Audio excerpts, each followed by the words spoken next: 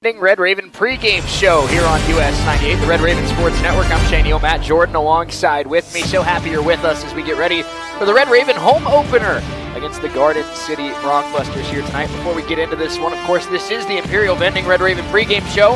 Imperial Vending, our friends, formerly known as Stevens Vending, is serving Southeast Kansas with superior products and service. Imperial Vending, world-class service. We appreciate them being the official sponsor of the Red Raven pregame show. Matt, how are you? Good to be back in Coffeyville. Good to be back at the vet.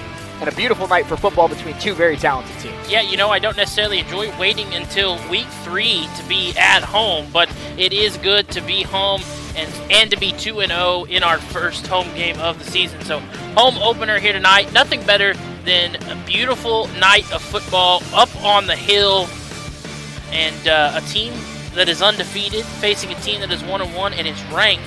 And that undefeated team in Coffeyville, they want to win so they can be ranked. No doubt about it. And I think that, it's something that obviously we talk about last year and how the underperforming of last season quite a bit. But it was something we brought up on the coaches show this week with a couple guys on this team, Matt, where the Ravens came, in week 3 last year, they were 0-2. They lost 2 close games because of some penalties, because of some mistakes. And morale was pretty low. The vibe was pretty low here in Coffeyville. Fans were concerned about how the team was performing. This year, they get a big-time win over Wesleyan in 2 quarters. They go down to Texas. They look great against Cisco. They're back home. They're 2-0, and it feels like, the buzz is back for Coffeyville football. I saw people out in the parking lot tailgating, playing cornhole, having a good time, and that's what it's all about. Red Raven football really is, a driving force in Southeast Kansas when it's going well, and right now people are stoked to see the Red Ravens. Yeah, and there's different forms of being 2-0. There's being 2-0 where you played 2 teams that you definitely should have beat, and you ran over them, and you really don't know how good you are. Then there's the 2-0 where you escaped by a couple of games, or there's what I feel this team is, and that's 2-0 that has been about as perfect as you can be on the football field. No turnovers. They're executing. They're playing good, solid offense, defense, special teams. You can't ask for more than what we've seen out of the Red Ravens in their first 2 games of the season. No doubt about it. And I think, let's get into talking about this matchup here tonight, Matt. And I think, something that's really interesting, not only are Garden and Coffeyville both very talented teams, Garden in the top 15 in the nation, Coffeyville just outside the top 15 in the nation. They play very similar brands of football. Strong offensive lines, great running games, 2 of the 3 best running games in the conference, strong defenses that don't allow a whole lot from their opponents. So this is going to be a matchup of strengths tonight. 2 teams that love to run the football, 2 teams that play good defense. Who's going to win in a battle of strengths tonight? Yeah, you say that, but they're very similar in how they like to play football in the sense of they run the ball, they play good defense. But they run the ball very differently. Coffeyville has 3 running backs that will pound the ball, and they're going to wear you out as the game goes along, or they're going to hit a home run in one play, and the next thing you know, it's 6-0, or they've got 6. Garden, they're all about the quarterback. They use the athleticism of their quarterback. He is their leading rusher. They use his athleticism to be the tempo for the rushing attack. Coffeyville uses their quarterback like a quarterback. And when you start to stuff the box, you bring down a couple of safeties because they're running the ball so well on you. Joseph Vick's going to take the top off the football and hit Breck Long or one of these wide receivers and score a touchdown that way. Garden does not have that. No, they do not. Now, you make a good point. That's going to be a key for this Red Raven defense.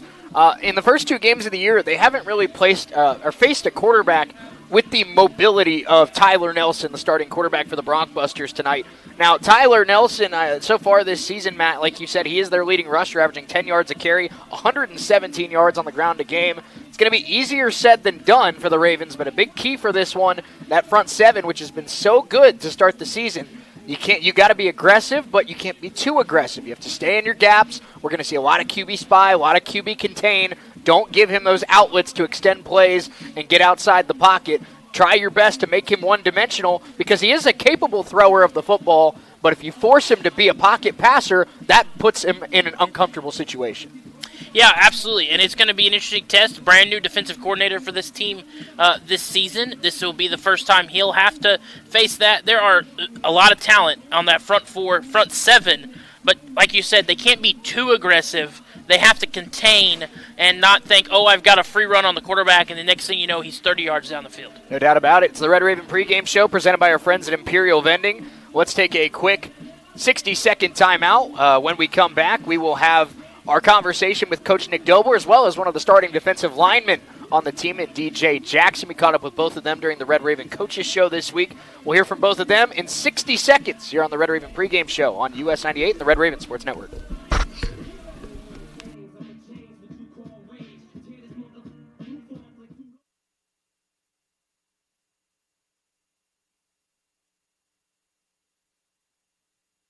Coffeyville. Skilled nursing services, rehabilitation, adult daycare, and much more are all offered. Visit medicallodges.com or stop by 2921 West 1st in Coffeyville and learn more. Medical Lodges Coffeyville, where they serve and enhance the lives of others with caring hands. Buying a home? Refinancing? Apply for a home loan anywhere with Solutions North Bank, formerly Community State Bank. Community State Bank online mortgage tool is easy to use. You can be approved in minutes. And Solutions North Bank lenders are always ready to answer any questions that you may have. Visit ourlocalbank.com on your computer or mobile device and get started today. Solutions North Bank, member FDIC, equal housing lender. Helping you move forward. That's what Coffeyville Community College does. Whether you want to increase your ability to advance at work, learning to earn a 2-year, or just want to expand your horizons, Coffeyville Community College can help. And CCC is flexible, offering a traditional college setting. Fast 8-week classes or even online classes. CCC can meet your needs your way. Call CCC at 620-251-7700 or visit them online at coffeyville.edu. We are Coffeyville Community College. Chevrolet Summer Drive event is in progress at Roman Chevrolet in Independence. Get a 2024 Chevy Silverado 1500 Crew Cab and get $5,750 back in rebates. That is 10% off MSRP. Roman Chevrolet has a huge selection of pre-owned vehicles. Shop the #1 Chevy dealership in Southeast Kansas, Roman Chevrolet 2313 West Main in Independence, or visit us online at romanchevrolet.com. Chevrolet, together, let's drive. It's the Imperial Vending Red Raven pregame show here on US 98 and the Red Raven Sports Network. Red Raven's getting ready for their conference opener against the Garden City Broncbusters. We caught up with head coach Nick Dobler earlier this week on the Red Raven Coaches Show, as well as defensive lineman DJ Jackson. Here's a clip from that earlier this week on the Red Raven Coaches Show as we get ready for kickoff. Well, we're joined now by Coach Dobler as well as the Defensive Player of the Week, DJ Jackson. And this worked out. We're joined now by Coach Dobler as well as the defense. I only brought 3 headsets, so we couldn't get all 3 guys on at the same time. But with Garden coming up this weekend, Garden's got a strong offense, as you know, Coach. What better way to start talking about them with one of the starters on your D-line? Yes, we're going to need big things from him and the other D-linemen this week to stop their big rushing attack. Absolutely. Let's get started with talking about that Garden rushing attack, and it starts with their quarterback, Coach. Tyler Nelson, a sophomore transfer. He's a dual threat in this conference, of course. He's capable of making plays with his arm, but he is a huge force with his feet, averaging 117 yards a game on the ground through the first 2 games of the year. So what have you and Coach Eldridge and this defense worked on early in the week, getting ready for Garden and trying to make him as one-dimensional as possible? Yes, I mean, it's hard because they do some good things. Majority of the time it's going to be, run game with the running back, normal stuff, but then you got the wrinkles where they're going to add a little quarterback run game, or he might pull it if we're undisciplined. And then in the pass game, there's always that when you got drop back and he can scramble a little bit. So we got to, not just key in on him, just in general, we got to key in on our assignments, and everyone does their job, we'll be all right. DJ, we appreciate you being here. Something that has really been impressive about the Ravens so far this year is just the different guys that get involved on the defense in the front 7 especially.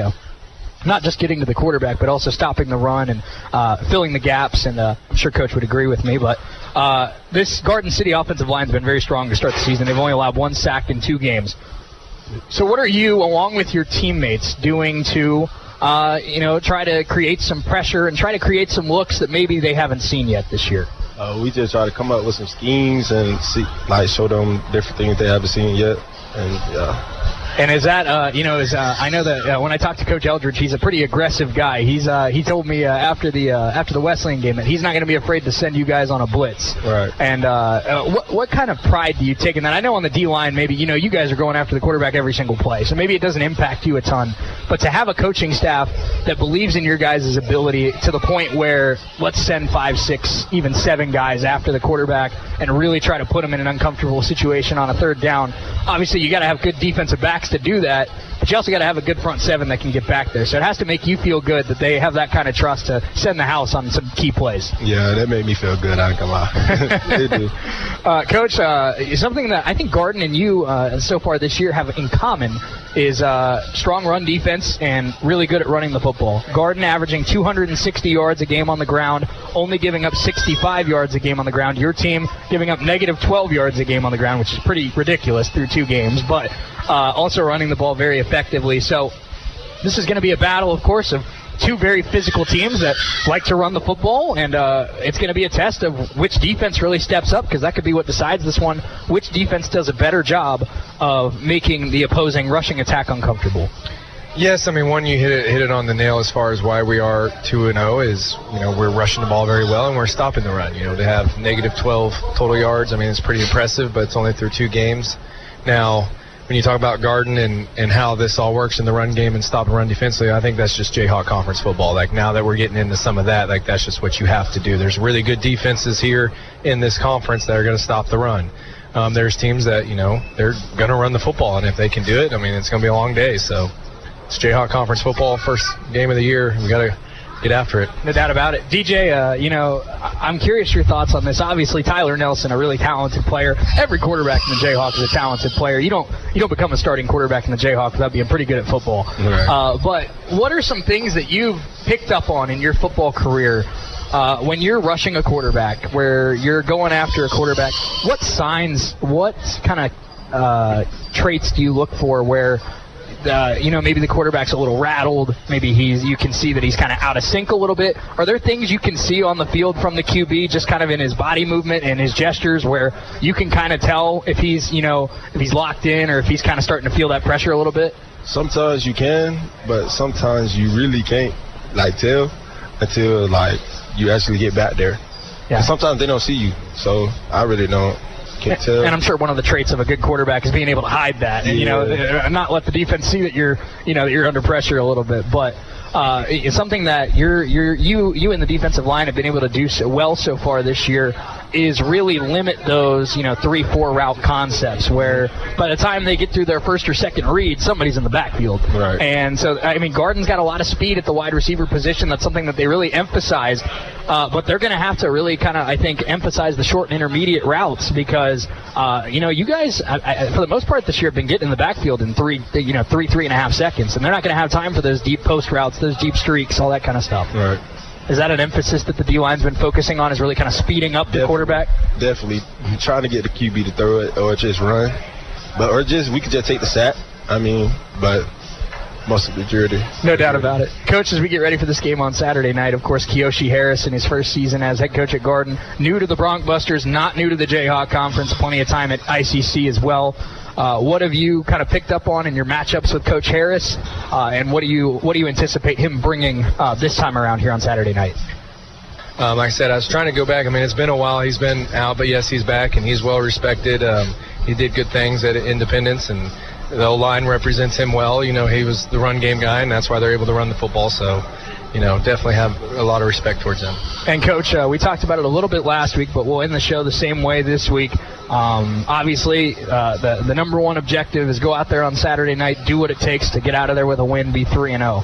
But with that being said, if you could pick 3-4 things that your team executes on all 3 phases to have a really successful Saturday night, what are some things that you and the other coaches are really looking for from your team over these 60 minutes on Saturday night? Execution is the big thing that you preach every week. You got to execute. If you can line up, know your assignment, and execute the play, you got a chance. Obviously, the turnovers, you always, no matter what level and what game you play. If you can win the turnover margin, you're going to have a chance to win game. And penalties, self-inflicted wounds. I thought we did a little bit way too much on that versus Cisco this last game, and ultimately kind of cost us in a lot of situations to ultimately do what we need to do to be better on the score in certain situations. But versus a good opponent, you can't give stuff away. So if we don't give the game away, whether it's turnovers or penalties or self-inflicted stuff, we definitely have a chance to come out of the game with a win. Appreciate Coach Dobler for his time, of course, on the Red Raven Coaches Show each Wednesday night at 7. And Matt made you talked about how both of these teams run the football, but they run the ball a little bit differently. But I think a big key that we haven't talked about yet is just this Red Raven defense, and obviously they're going to be missing a key guy tonight. Jaden Shepard out with an injury, so guys like Buru Kasabu, guys like L.J. Hall, even guys like Kyler Christmas in that secondary, and a guy I'm really looking at to have a big game tonight, Kamari Johnson at linebacker. Guys are going to have to step up without Jaden out there. I think this defense can still have a great performance without Jaden Shepard, but it definitely makes it harder. Yeah, absolutely, and I agree. There's still a lot of talent, a lot of good leadership out there, and having Jaden on the sideline is going to help as well. It's like an extension of the defensive coordinator, but not having him on the field, we'll see how that plays into effect. Mostly because how unique of a position he plays. It's because he can play safety, he can play corner, he can play linebacker, he can rush, he can cover, he tackles well. So that's going to be the most difficult part, because there is no one on this team that you just slot and it's like, okay, we replace him with we replace Jaden Shepard with whoever. That's not how this is going to work. But we'll see who steps up. Absolutely, Matt. Before we'll hear from Kyler Christmas here in just a couple minutes, but before we do that, I want to talk a little bit about the balance this team has found offensively. You mentioned Joseph Vick really stepping up as that field general. Hasn't turned the ball over, 68% completion percentage, has made smart reads, smart decisions, doesn't get sped up in the pocket. And then you, of course, have Jones and Robinson, the 1-2 punch. But what really stands out to me, Matt, 3 different receivers have 5 catches for this team already through the first 2 games of the year. Early last year, we didn't see Red Raven receivers really get to that 5, 6, 7 catch plateau until halfway through the season. There was a lot of inconsistency there. Seems like the Ravens have weapons that they like in the passing game consistently. Yeah, not to mention they've only played, barely 6. They haven't played 6 quarters of football. 4 last week against Cisco and 1 and a change 2 weeks ago in the first week. And you talk about Vic's numbers, 22 of 32, 69% completion percentage, 220 yards, 2 touchdowns in 5 quarters, because he didn't play any of the second quarter week 1. So those are good numbers. Well, and ideally the Ravens don't need Joseph Vick to throw for 300 yards. They want 180, 200, smart football, don't turn the ball over, lead your team down the field, score points. And that's what he's done so far. We'll hear from Red Raven defensive back Kyler Christmas when we come back. It's the Imperial Vending Red Raven pregame show. Kyler Christmas joins us in 2 minutes on US 98 and the Red Raven Sports Network.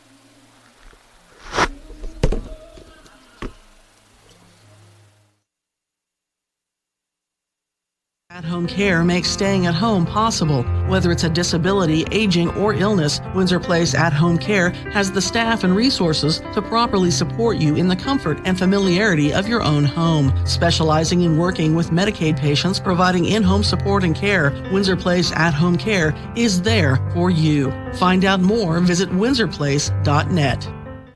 Make your home more comforting with help from Derailed Commodity. Update your flooring with the area's largest selection of in-stock carpet, luxury vinyl plank, tile, area rugs, and more in many styles, brands, and colors. New furniture always brightens a home. We have a great selection of furniture, including sofa sets, recliners, and mattresses. Economy to premium, in stock and ready to brighten your home. Shop now at your local Derailed Furniture, Brazelton in Independence, Kansas, and Joplin and Butler, Missouri. This is Meat Mountain, and up there on the summit awaits the all-new Filet-O-Lay Steak Bowl from Taco Mayo. A heaping bowl filled with Mexican favorites and literally erupting with filet mignon. The Filet-O-Lay Steak Bowl can be yours if you make it past Chuck Steak Canyon and the deadly sirloin abyss. Filet mignon beckons, my friend, on the meaty, mighty pinnacle of beefdom. The Filet-O-Lay Steak Bowl from Taco Mayo. Welcome to Meat Mountain. You don't have to drive to the big city to get the best deal on your next vehicle. You'll save more right around the bend at Perky's Used Cars in Coffeyville. Like a 2012 Ford F-150 Super Crew Cab, just $13,200. Or a 2014 Chevy Cruze, only $74.50. A 2013 Chevy Impala, a low $64.95. You'll pay less when you come by and see me, Al Perky, at Perky's Used Cars. We're a mile and a half west of the Woodshed on Red Raven pregame show here on US 98 and the Red Raven Sports Network as we get ready for this home opener against the Garden City Bronc Busters. I'm Shane. Pregame show here on US 98 and the Red Raven Sports. The Bronc Busters, and we're now joined by sophomore defensive back Kyler Christmas. Good enough to join us. Kyler, thanks so much for taking some time. We appreciate it. How are you? Yes, sir. Thank you. I'm good. How are you? Absolutely. I'm doing well, and we're excited to talk to you. And, we talked about a little bit before the season started. Something Coach Dilwor's been very consistent about is, there's not a lot of returners to this year's Raven football team. But I think the secondary is one of the spots where, there is a little bit of some experience there, of course, with you, and as well as returning Jaden Shepard, as well as returning Prince Samuels. There's some other guys there that know this system, know this program. What has it been like, in workouts and getting with the guys about having a head start in your position group and having those DBs really be able to be leaders for the defense? Well, I always lead by example. So like I let Jaden, I let him use his vocal voice, and I lead by example. But now I got to learn how to be vocal with it because sometimes he's not in there with me, so I got to do it on my own. But it's been pretty good, though. And another thing, we talked a couple weeks ago to Trey Jones about his working with Amiri Wiggins, working with Azario Smith last year. You also got to play with some pretty talented sophomore DBs, Jabari Tiller, Adrian Patterson, as well as Cam Pearson. What were some things you took away from playing with those guys and just how they conduct their day-to-day? I'll say the work ethic, like every day they came in, they would lead us, they would put in the work, and then sometimes we'll stay out and stuff like that. So. And you mentioned, of course, trying to improve your leadership here in your sophomore season, trying to become, one of those guys that the young guys on the team can kind of look to. What have been some differences between your freshman season and your sophomore season, just about how you're going about your business, how you're approaching everything, and are you more comfortable, more confident out there? I would say the confidence goes every day, but like the comfort, I'm still trying to get that. Because last year I was working like everything you do is watched, but now like the younger people watching me as well. So last year I was just going out there to prove myself. This year I gotta do it for me and the younger people looking up to me. So, Kyler, something that you and Jaden both have in common is the second half of the season. You really you started getting more reps. You started making more of an impact. I know you had the fumble recovery touchdown against Hutchinson. You had an interception late in the season as well against Ellsworth, and you really felt like you were starting to get rewarded, for making those big plays. And something that Coach Leiker always talked about, something that Coach Dobler is very adamant about as well, is the Raven defense is notoriously a very aggressive defense. They love to force turnovers. You and Jaden both seem to do that pretty well in your freshman year. I'm sure you're looking to do more of the same this year. Yes, sir. Jay and Kyler, again, I appreciate you taking some time. Now, going up against Garden, of course, a new team here in 2024. They're led by, of course, Kiyoshi Harris as well, their new head coach. But what about, the Jayhawk Conference as a whole did you take away from last year? Because obviously it was a down year for Raven football, and there's a lot of talented teams in the Jayhawk where, the team that was projected to come in 7th last year ended up being a nationally ranked team.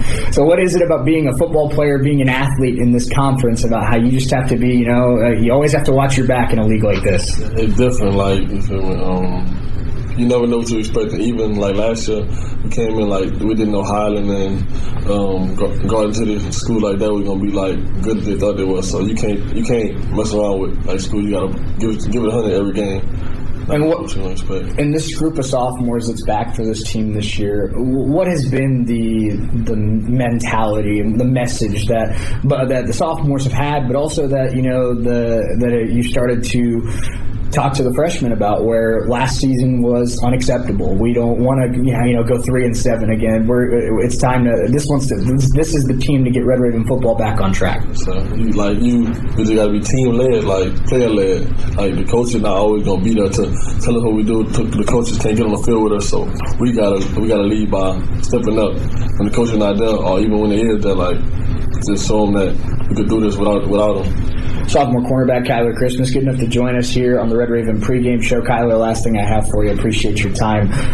You go up against a lot of talented receivers in this league. Just in the last couple of years, we've seen guys go to Florida State, Alabama, out of the Jayhawk Conference. So you being a DB, being a primary cornerback, what is your approach? What's going through your head when you're lined up against a guy that has a lot of talent, a lot of hype around him? How do you make sure that you stay composed, you stay locked in, and you can play good coverage? I really just block it out and do what I got to do. Because once you block it out, there's nothing else you got to worry about. Because at the end of the day, it's me against you, and you can have to beat me. If you beat me, I'm gonna be back.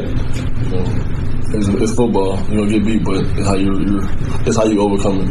Love to hear it. Kyler Christmas, good enough to join us. Red Ravens secondary looking to have a big day as the Ravens look for a win against the Broncbusters. Kyler, thanks so much for joining us. We appreciate it. Best of luck and stay healthy. Yes, sir. Thank you. I appreciate it. Appreciate Kyler Christmas for joining us here on the Imperial Vending Red Raven pregame show. And Matt, time here just before kickoff to go over our key game. I have 4 tonight. First one, obviously easier said than done, but we talked about Tyler Nelson, what he's able to do with his feet, with his arm. You got to try your best to make him as one-dimensional as possible. Yeah, I mean, if you stop him from running the football, it's going to be a long night. With the way I trust our defensive backs. We were looking at the stat sheet. When he has completions, they are 35, 40 yards down the field. Our defensive backs can cover for 5, 6, 7 seconds, and you're not going to get 7 seconds against our defensive line. The issue is don't be too aggressive. We talked about that. Don't be too aggressive when you do bring that pressure. Key number 2, limit turnovers and penalties. Both of these teams love to force turnovers. Both of these teams have struggled with penalties a little bit. Whoever cleans up the laundry on the field might come away with a win tonight. It's the old football cliche. The team that turns the ball over the least and is the least penalized wins the game. And in a matchup like this tonight, where both teams love to turn the opponent over, but both teams also love to rack up the penalties, that could come really into play. Number 3, Matt, keep the defense on its toes. The Ravens have been very balanced through the first 2 games of the year, looking really effective in the air, running the ball as well as anybody in the conference. Got to keep Garden kind of back and forth with how many guys they put in the box, how many guys they put in the secondary. Keep that balanced approach.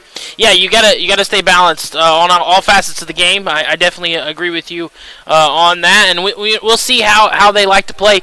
You can't really stack the box when a quarterback can run, but he can also chunk it down the field. So we'll see how that looks. And then, I mean, the offense is going to be balanced. I don't expect any changes there. And, Matt, my final key tonight, generate pressure, kind of a piggyback off of what you said. Don't be too aggressive. Don't let Tyler Nelson have an escape out of the pocket. But Garden has a lot of speed. They love to go down the field. If you can get pressure in the backfield and make Tyler Nelson speed up, I think you're going to have success tonight. Yeah, if he's having to scramble around, but that's all happening in the backfield, that's exactly what you wanted to see. When he has to run right and there's a guy on the right, or he has to turn around and try to go left and there's a guy on the left, and you're containing, that's what you don't have to. Tonight's one of those nights where you don't necessarily have to get sacks, but you just have to contain. Absolutely. This has been the Imperial Vending Red Raven pregame show. Imperial Vending, formerly Stevens Vending, serving Southeast Kansas with superior products and service. Imperial Vending, world-class service. Kickoff in 90 seconds here on US 98 and the Red Raven Sports Network.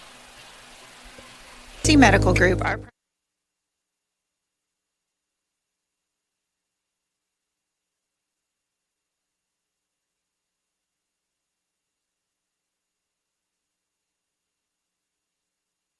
And Independence with extended and Saturday hours in Coffeyville. If you need a physician or need to make an appointment, please call 620-688-6566. That's 620-688-6566.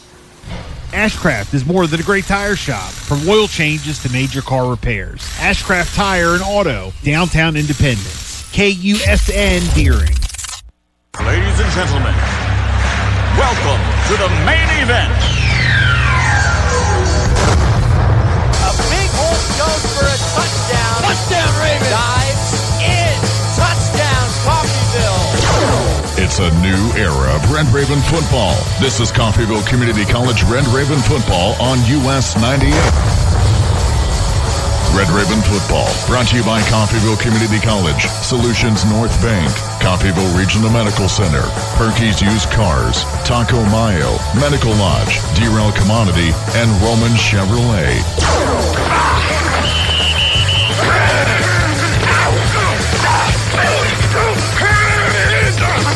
5, 4, 3, 2, 1.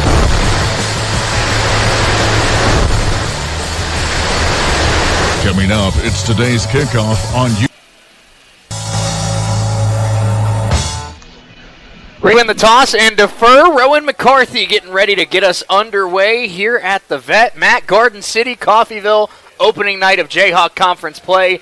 Two teams that believe they can not only win a conference championship, but compete for a national championship. We're going to have a fun 60 minutes here tonight. Absolutely, as we are getting away here. Garden has had Coffeyville's number the last few years, so we'll see if that continues. Kickoff taken at the 7, coming up across the 20, across the 30. Big hole here, trying to slow him down. He hurdles a defender, and he's pushed out around midfield. Great return for Garden.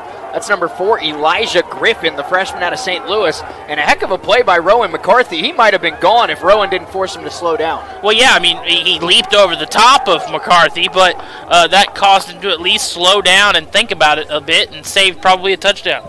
Great field position for the Broncbusters. They'll start at the Raven 47. And Matt, something that's very interesting here early on. See a different quarterback? Well, we'll see here on this opening snap, but yeah, it does not appear to be Tyler Nelson here as we start, and looks like that's a short gain back to the line of scrimmage. That's going to be number 11, Liam Ochkowski, the freshman out of Calgary, Alberta. So maybe, I'm not sure if there's a late scratch to Nelson or if they're just trying out something new or what, but right now, the transfer for Garden that started each of the first 2 games, he's not out there. Yeah, that's sometimes something you fall into when you're doing community college football. Handoff left, nice cut there, but the Ravens swarm him in a hurry, hold him to about a 4-yard gain. When he accelerated up past the lineman, Matt, it looked like he was going to get about 15, and the Ravens did a nice job slowing him down, forcing 3rd and 6. Yeah, I'm about as shocked to seeing at 11 as I was to hear CMC was out Monday night on my fantasy team. No kidding. Pistol formation, 3rd and 6. Garden going quick, and might have a free play here.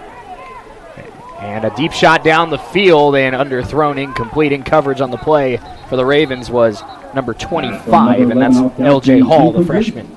But it will become 3rd and 1 on an offsides as one of the Ravens' defensive linemen down there jumped. Good hard count there from the freshman quarterback, Ochkowski, who's a 6'6", 220-pound freshman out of All Saints High School in Calgary, Alberta. Matt, we were going over the roster before the game, and he was one of the names we tried to sound out, and I'm glad we did because he's on the field. 3rd and 1 now for the Broncbusters from the Raven 38-yard line, and they're going to walk up to the line. Looks like maybe a quick QB sneak. Ravens didn't allow much, but I think they allowed enough for a first down there.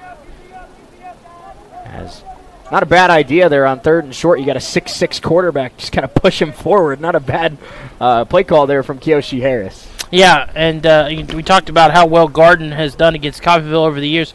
Kiyoshi Harris, also a coach that has fared well against CCC. Familiar with him as he was at Independence for a couple of years, and good to have Kiyoshi back in the Jayhawk. One of my favorite coaches that's not tied directly to CCC, and throwing us a curveball here by going with the backup quarterback. First down, Broncbusters from the 37. Had great field position after a great kick return. Ochkowski back to throw. Pressure comes from Giles. He rolls left, looking, throwing across his body. Nearly intercepted. In coverage on the play for the Ravens, number 5, Buru Kasabu, incomplete. 2nd down and 10. Dangerous throw there from the freshman. That was going to be a nearly impossible throw to complete, and it was nearly complete to Buru Kasabu. That's what you like to see if you're a Coffeyville fan. Defense holding in there, secondary rush, and then good defense while you got pressure on the quarterback. 2 linebackers out there for the Ravens right now, Kamari Johnson and Christian Sicard. 2nd down and 10. Quick screen pass out wide and dropped. Coming in flying there was Kyler Christmas. Not sure if he got a fingertip on that pass, Matt, but even if he didn't, he definitely made the receiver speed up. That's a heck of a play from the sophomore. Now you got him in 3rd and long after they picked up the first down on 3rd and short. See if you can force them to make a mistake here. 3rd and 10. It's been a lot of pistol looks here for Garden City so far. Now it will be a traditional shotgun set with the running back to the left of Ochkowski. Blitz from the Ravens. They fake the handoff. Throw over the middle is complete, and it's going to be a first down. Dangerous late as he looked to reach the ball and nearly had it hit from behind, but Ravens sent some pressure. We know Coach Eldridge is going to send pressure on 3rd down. Play action for the Broncbusters, but they got that ball out there and they had a crossing route that gets them 11 yards. Back to throw, looking left and complete, and a gain of about 5 there to number 2. That is Zach Dyer, who's one of their top receivers this year, the freshman out of Athens, Georgia. Yeah, Ochkowski here on the season, 7-11, 1 touchdown, longest 43 yards on the season, 63.6% completion percentage. So the better passer, and maybe that was the option here, or there could have been an injury we weren't aware of as I scan the opponent's sideline looking for number 3. They've got Zach Dyer in the slot here up top. Is there other star receiver? There's a run. Ravens bottle it up well. Got to get him down to the ground, and they might have lost a yard. That's their top running back, DeJohn Lacey, and he tried to get out left. He has good speed, but about 3 Ravens in there. 1 tripped him up, and 1 brought him to the turf. Raven run defense has been one of the best, not just in the Jayhawk, Matt, in the nation to the first 2 weeks of the year. Yeah, that has been their best part, and their Garden is seeing that firsthand on this first drive. 3rd and 6. Quick out route and diving. Did he pull it in? He did, but he's going to be about a half a yard short. If that throws on the money, it's a first down, but a little outside there. The catch was made by Elijah Griffin, but now it's going to be 4th and short for Garden City. And again, they're pushing up to the line. Can the Ravens stop it? 4th and 1. And it's going to be a push forward, and again, he might have it just by the length of the football. They will give it to him. So 2 4th and shorts for the Broncbusters. And now they have a first down at about the 15-yard line. So Garden City started at the 50, and they've been methodically moving the ball. Ravens have made some plays defensively, but have not been able to get this Garden offense off the field. And this has been a very methodical drive here by the Broncbusters. Ochkowski hands it off to the running back, and he's going nowhere. Again, the Ravens swarming in the backfield, driving him back 7 yards. Ball came out, but he was already down. Yeah, and you can see, and that's the beauty of the way the Ravens play, the way they tackle. There's not 1 or 2 guys there. There's 3 or 4, and 2 or 3 of them are holding them up, and then the 4th guy, 3rd guy coming in there trying to rip the ball out. Yeah, good luck trying to break 4 tackles. 2nd down and 11 here after that loss of 1, and the running back in right now is Gene Sledge Jr., the sophomore. Ochkowski back to throw. Quick out route. It's caught, and Kyler Christmas comes in and wrestles down the star freshman receiver Elijah Griffin. Kyler's starting to pick up on these little hitch routes. I saw Kyler read that. He was about a step too late. 1 of 2 things is going to happen. Either Coffeyville defender's going to get bit on a double move, or we're going to see a pick 6 the other way because they're starting to figure out the way this offense is moving right now. Big 3rd and 8 here. Ravens trying to hold Garden to a field goal attempt. Garden trying to score on the opening drive of the night. Ravens, will they send pressure? And they do send some pressure off the edge. Handoff to Sledge, and he's going to be brought down about 4 yards short of the first down. How aggressive is Coach Harris here? Do you take your points? Do you think about going for it? You've been moving the ball pretty well. I go for it. He's going to take his points. He's going to bring out the field goal team. I think that's smart. On the road against a team that's played really well the first 2 weeks of the season, you got great field position. You get a 3-0 lead if you make the kick here. I think that's a good start for Garden. Yeah, absolutely. Ochkowski is the holder as well, so that does bring an interesting wrinkle into the special teams when your quarterback's your holder. 26-yarder here for Garden City. Snap is good. Hold is good. Kick is pure. 3-0 Broncbusters. A great kick return sets them up. And a late flag comes in as there was some pushing and shoving, some words after the whistle. But the field goal will count. I believe that penalty will be on the kickoff. Yeah, and I saw Red Raven's hands go up, so I'm going to assume this is on one of them. This is going to be a little extracurricular, which probably just leads to a big touchback. We'll see what the plans for Garden are after the penalties assessed. And we talked about the importance of Jaden Shepard, Matt. You see him down there on the field talking to the special teams guys as they get back to the huddle. Just the leadership he brings, even if he's not on the field, you feel his presence down there. Yeah, absolutely. Luckily for Coffeyville, this is a dead ball. Is it on Garden? It's going to be on Garden. Well, that's good. I just always assume you see Coffeyville's player's hand go immediately up, and you're like, you're about to get penalized. But Coffeyville's going to get good starting field position. Ravens down 3-0. Let's take a quick 30-second timeout. Ravens getting the football when we come back.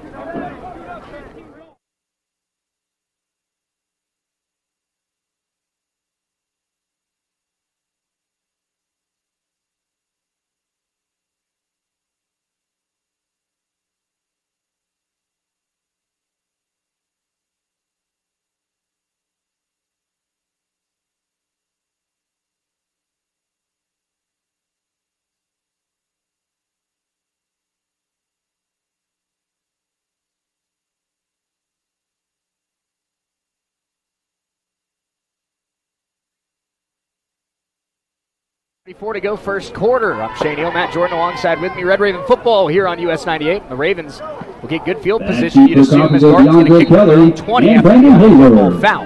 Yeah, there's a great chance for the NATO here to get, or not, the Red Ravens, I knew that would happen, to get great starting field position. It's actually a pretty good kick. It's going to take a roll to about the 12, picked up.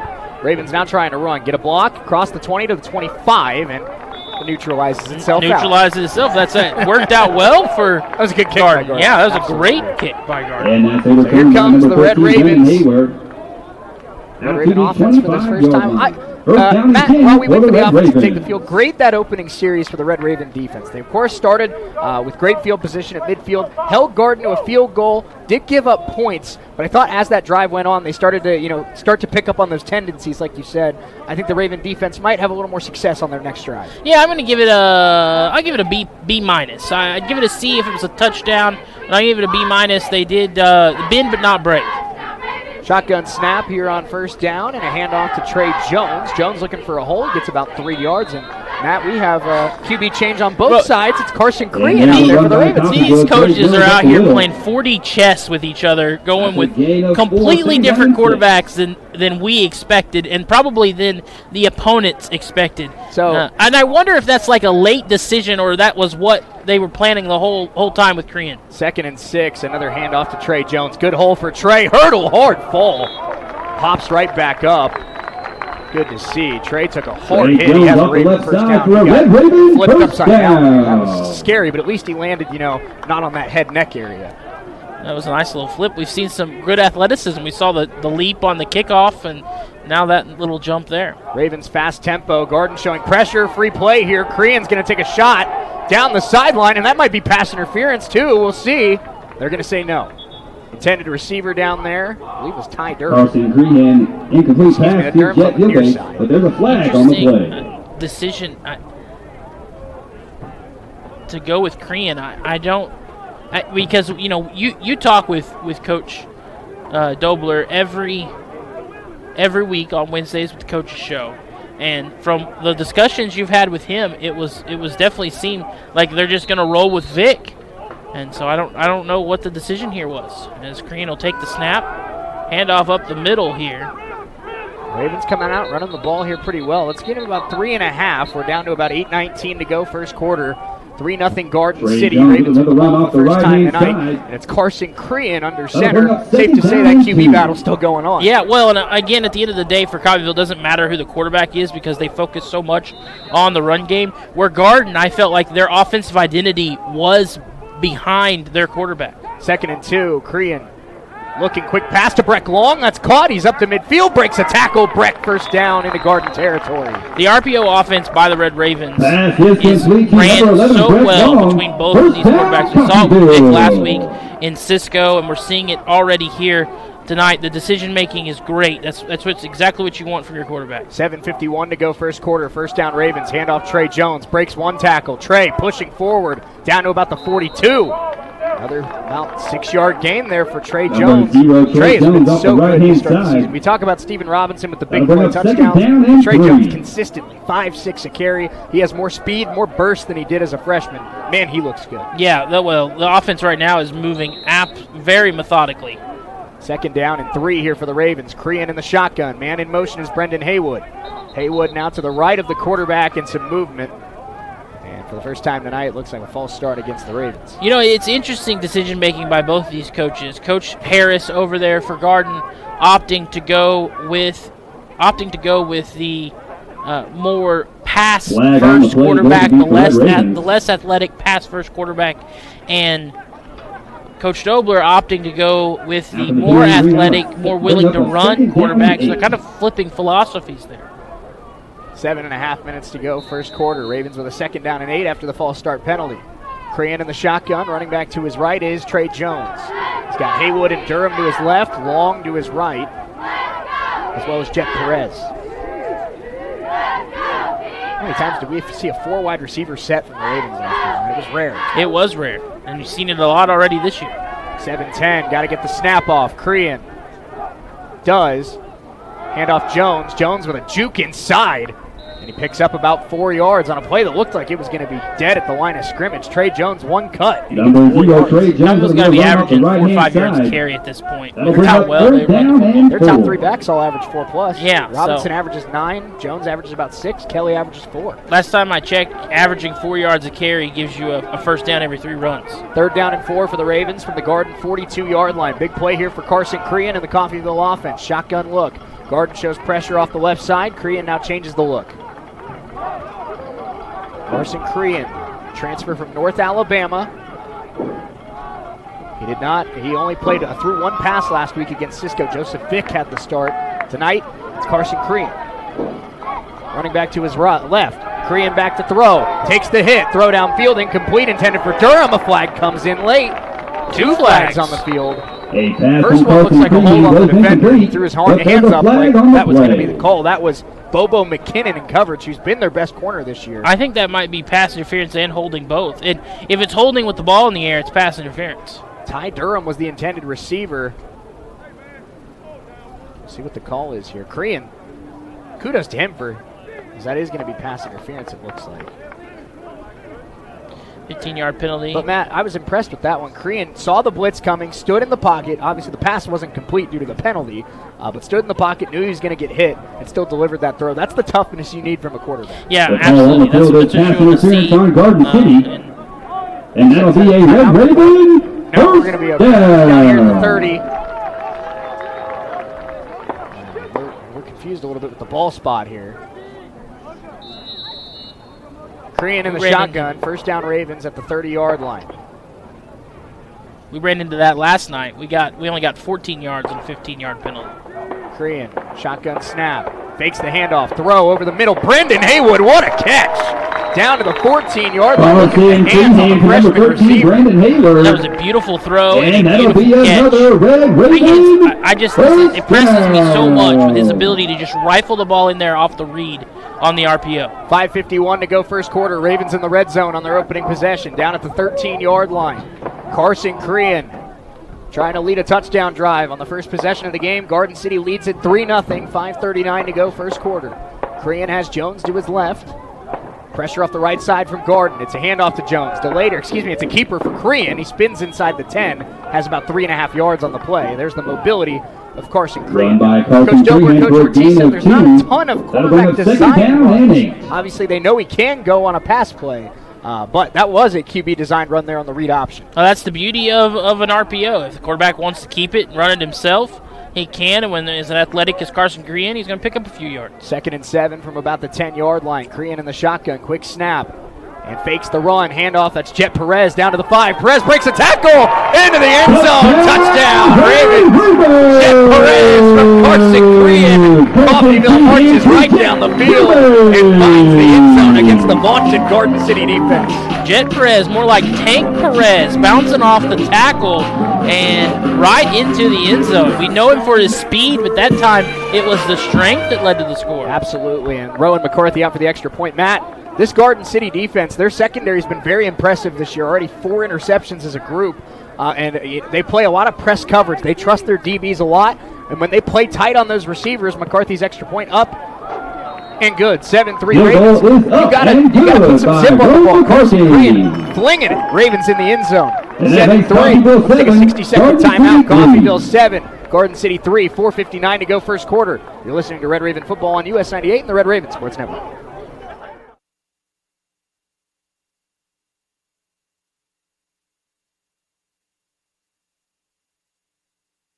With Medical Lodges is proud to supply that tender care in Coffeyville. Skilled nursing services, rehabilitation, adult daycare, and much more are all offered. Visit medicallodges.com or stop by 2921 West 1st in Coffeyville and learn more. Medical Lodges Coffeyville, where they serve and enhance the lives of others with caring hands.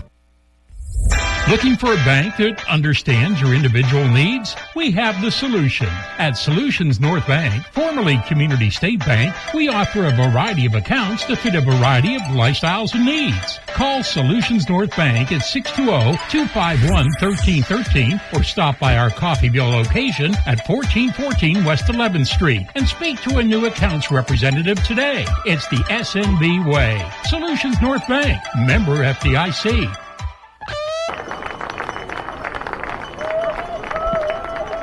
Ravens kick it off. 4:59 to go, first quarter. Catch made at the 7 after a great return on the first time tonight. And there's another broken tackle. And across the 40 up to the 42. That's a different kick returner. That's going to be number 38, Zamari Pelote-Gary. Number 38, Pelote-Gary. The first two kick returns of the night, Matt, I think special teams for the Ravens might need to make some adjustments. Well, specifically kickoff team, and I don't know what the issue is here with that. We haven't seen that much this year. Them struggle at any facet of special teams, but two big returns.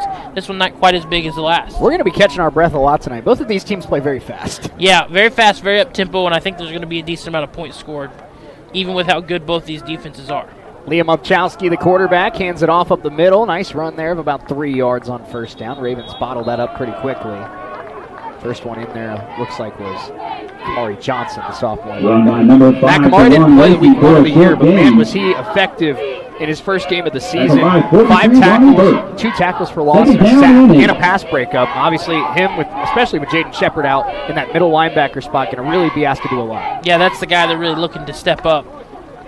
And fake the sweep, pressure in the backfield. He evades 1 sack, evades 2 sacks, evades 3, fires to the sideline, incomplete.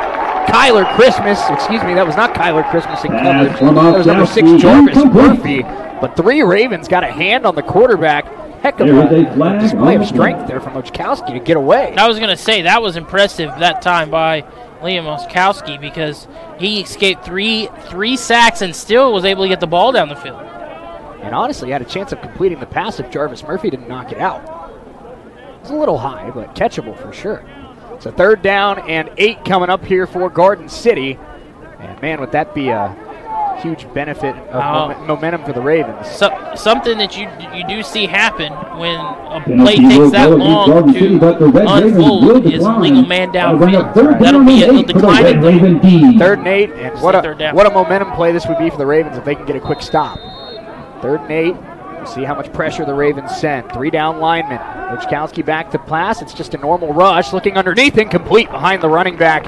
Intended receiver was Jason Salke, the freshman out of Fort Lauderdale. And after the Ravens march down the field and score a touchdown, the defense going to get a stop. Coffeyville has seized the momentum here in this first quarter. Yeah, that's good. After the big return, setting them up in good field position, hold them to just 3 yards, 2 yards, and now they have to punt. And Matt, on that 3rd down play, now it's easy to say, play coach from up here in the press box, but it did seem like Liam Ochkowski kind of rushed that throw. He did have Salke on that little crosser, and I wonder if that pressure he saw on 2nd down made him kind of think that the edge rushers were closer than they were on 3rd down. Well, and Coffeyville doesn't have to bring a lot of pressure. They'll get pressure with just the 3 or 4 guys up front. And it's going to be a rugby-style kick and a sky-high punt. Ravens going to let it bounce, and it takes a very nice garden bounce inside the 10, inside the 5. What a punt. And it's going to be down to the 3-yard line. What a boot for Garden City. That one was kicked about a mile in the air above the stadium lights. And the Ravens are going to have to start inside their own 5. And this Coffeyville team's run the ball very well. The first 2 games in 1 drive of the season, they're going to have to run the ball here to get out of their own end zone. Yeah, beautiful punt. That's exactly what you want to see from your punter, completely and totally flipping field position. And now Coffeyville, which good. If they go on a long drive, good for them. But yeah, certainly opportunity here for Garden's defense to step up. Carson Crean leads the offense back out there on the field, and Joseph Vick, after he played against Cisco last week, Matt, we honestly had a conversation like maybe Joseph Vick's the guy, but Carson Crean went out there, made every throw he had to, led a touchdown drive, and number 5 looks good for the Ravens so far. Yeah, I thought I'd have a better picture of what the quarterback situation would look like week in and week out when Jeff Leiker retired as the football coach, because if anyone played their cards close to their chest, it was Jeff Leiker. I see Nick Dobler has taken that out of his playbook. Shotgun formation, and Crean is standing in the end zone. First down from their own 3, and it's a delayed handoff, and good space, and off to the races, Trey Jones across the 30, across the 40, shoved out a 40-yard run for Trey Jones. Crean won't be staying in his end zone for too much longer with runs like that. That puts him right at about the 43-yard line. That feels like already 10, 12 times this year that we've seen big 20-plus yard runs for the Ravens. And you think about what first play of the season, 63 yards for a touchdown. It is home run ability, but also grinded out, wear you out ability as well. And we will see Steven Robinson and we will see DeAndre Kelly as this game goes on. But so far it has been all Trey Jones. First down, Ravens at the 43-yard line. Crean in the shotgun. Going back to Jones. Jones not much this time. Might have gotten back to the line of scrimmage. Best run defense of the night for Garden, but there is a late flag and a Raven without a helmet. Jet Perez But there is a flag. ends up without his helmet. Is that going to be a flag against the Garden defender? I don't know if that's going to be on Garden or if that's going to be on Jet Perez. I got to assume it's on Garden. I tend to, anytime I see a player without a helmet, I tend to think that the flag was on the other team, but you never know. Personal foul against the Broncbusters.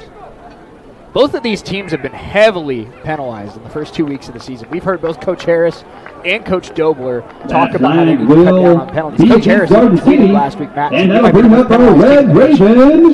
Yeah, and that's par for the course. So we see it a lot in the Jayhawk. A lot of talent, but also that talent also breeds some extracurricular stuff that goes on after plays, and Coffeyville and Garden City are big proponents of that. Crean, a little screen pass, not much there. Might have gotten about 2 yards. Well read by Garden City. We're under 3 minutes to go in this first quarter. Coffeyville in Bronkbuster territory, leading 7-3. And if you're just now joining us, it's Carson Crean at quarterback in this first quarter for the Ravens. So far, he's been very good. We went in thinking we were going to see Vic versus Nelson, and we've seen Oshkowski versus Crean. You never know. Got to stay on your toes in the Jayhawk. Crean, 2nd down and 9. Garden showing heavy pressure. And it's going to be a handoff to DeAndre Kelly. And he's actually, it's a keeper for Crean. It fooled everybody. And Crean's down to the 27-yard line. What a read option. That was a beautiful decision by Carson Crean. And we have a lot of confusion on both sides on what happened there. Kelly got lit up. We're going to replay the down there? Is that what the call is? I didn't hear offsides. I'm not sure what that was. Kelly got absolutely blasted at the line of scrimmage, and then it seemed like everybody kind of stopped like the play was over, and Crean kept going. But we are going to reset, and it looks like we're going to try this 2nd down and 9 again. Second down and 9. Inadvertent whistle. Inadvertent whistle. Such a good read option that the officials thought that Kelly was tackled. Wow, that's bad. That's bad on the officials. 2:15 to go, first quarter, 2nd down and 9. We run it again. Crean back to throw, looking sideline and off the fingertips. Intended receiver there, Breck Long. Throw a little low. Very short-handed Breck Long with the drop. It was a little bit low on the throw, but a ball that Breck Long will tell you he should catch. Yeah, absolutely. Yeah, Breck Long definitely normally comes away with that. That's 99 out of 100 kind of time. But man, I'd just be upset if you're Nick Dobler with the inadvertent whistle. That's something that can't happen in a game like this. 3rd down and 9 for the Ravens. Not at the Garden 39. Not at this level, that's for sure. Because it would have put him in field goal range at the very least. But now a 3rd down and 9 from the 39. Crean back to throw, has time. Taking a shot down the sideline. Looking, and good coverage there. And they're going to not drop a flag. Receiver on that one, I believe, was Jet Perez. But there is a flag. Yeah, that's going to be pass interference there. And they do throw the flag late. In coverage on that play for Garden was number 11. That's Michael Thomas, the freshman out of Texarkana. That's going to give them 15 The call will be on Garden City, and that brings up a red we waited until about 10 seconds after the play was over. Yeah, well, and then you've got Garden just getting lit up with penalties right now. They might have more penalty yards than offensive yards. They might, and they scored. First down from the 24. It's a handoff. DeAndre Kelly bouncing outside. Kelly inside the 15, and he's going to be right at the first down sticks. Showing off some wiggle there, DeAndre Kelly. Just another one of these running backs that can do damage And he for the picks Ravens. up enough for another Red Raven. That can hit you down. big chunks in a hurry. Ravens back in the red zone, looking for their second score of the opening quarter. Minute 56 to go in the quarter. Crean at the line in the shotgun. Kelly to his left. Carson Crean takes the shotgun snap. Fakes the run this time. Looking over the middle. That's caught. And it's first and goal inside the 5. And Catch made there by number 14, Anthony Winston. The redshirt freshman out of Liberty, Missouri, and the Air Force transfer. Just another guy that they like on this team and give a lot of snaps. First and goal, Ravens hurry up to the line. Crean in the shotgun, trying to get the Garden City out of sync. Handoff Kelly. Kelly pushing. Kelly, touchdown! DeAndre Kelly into the end zone. Ravens have had the ball twice. They have run the ball right down the Broncbusters' throat, and they have a 2-score lead at home. Yeah, not to mention all the free extra yards that the Broncbusters gave the Red Ravens on that drive. We appreciate it. We'll take it, and we'll raise your score to at least 10 right now. And Nick Dobler's blood pressure on the sideline probably a little lower now after that inadvertent whistle. Now that the team scored anyway. Yes. Extra point from Rowan McCarthy. Snap, good. Hold, good. Kick is good. Rowan McCarthy adds on the extra point. 14-3 Coffeyville. DeAndre Kelly from 4 yards out. Carson Crean has led 2 touchdown drives. Let's step away for 60 seconds. 90 seconds to go in the first quarter. Ravens up 14-3 on US 98 and the Red Raven Sports Network.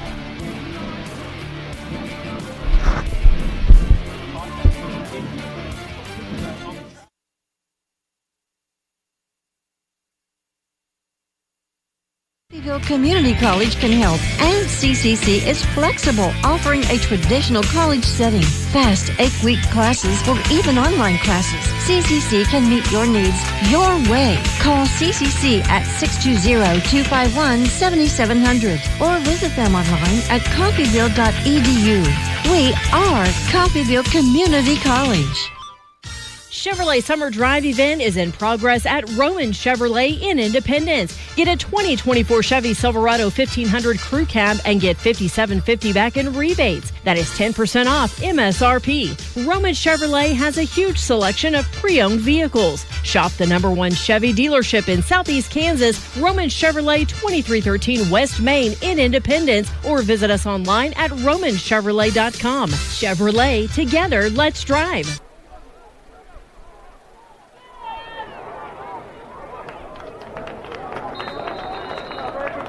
Kickoff is returned by Garden City to the 29-yard line. First and 10, Garden City.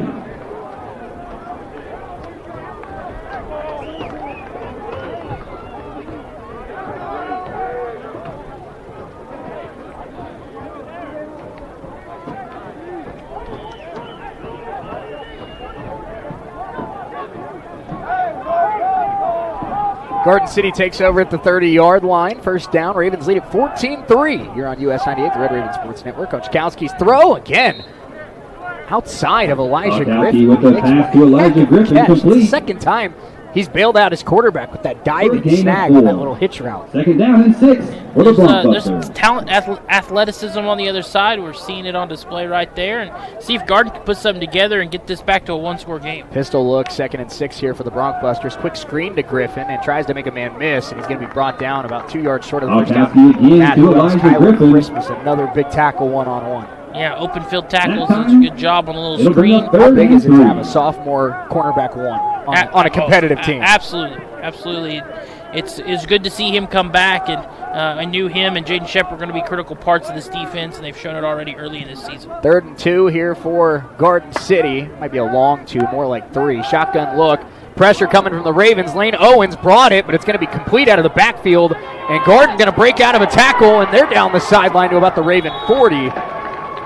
Christmas is that's Kamari Johnson who ended up shoving him out of bounds, but rare missed tackle you see from the Red Raven defense, and it leads to about an extra 20 yards. All the way down to how about 40-yard line, the quarterback there for Garden hanging in there and finding an open receiver to pick up a big play? 10 seconds left first quarter, a very fast-paced first quarter. Handoff up the middle, and might have gotten about 2 yards. Ravens, that's Lonnie Burt, who lowered the shoulder and stopped the running back dead in his tracks. 1 quarter in the books. Ravens 14, Garden City 3. We have got fast-paced action in Jayhawk Conference football. Coffeyville up 11, but the Broncbusters driving. Let's step away for 60 seconds. Second quarter action coming up next on US 98, the Red Ravens. Would like to thank the following corporate. Filet Olay Steak Bowl is piled high with filet mignon. It's filet mignon. A heaping bowl loaded with refried beans, Mexicali rice, cheddar jack, sour cream, and tender filet mignon. It's filet mignon. Filet mignon. Filet mignon. Filet mignon. mignon, filet mignon. Savor the juicy filet ole steak bowl stacked with filet mignon and only from Taco Mayo. That's a wrap. No, that's a bowl. A family member with a health issue doesn't mean they have to leave their home. Windsor Place At-Home Care can help them stay in the familiar and comfortable surroundings of their own home. Specializing in working with Medicaid patients, Windsor Place At-Home Care has supportive home care and all the resources to help make staying at home a reality. Find out more about what Windsor Place At-Home Care can do for you. Visit windsorplace.net.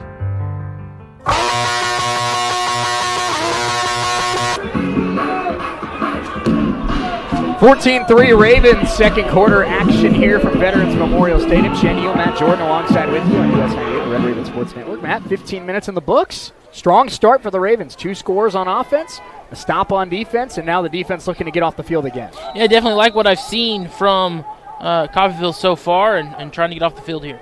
Handoff up the middle, nothing going there. Ravens wrestling down to the ground. The running back might have lost a yard, and 3rd and long coming up for Garden.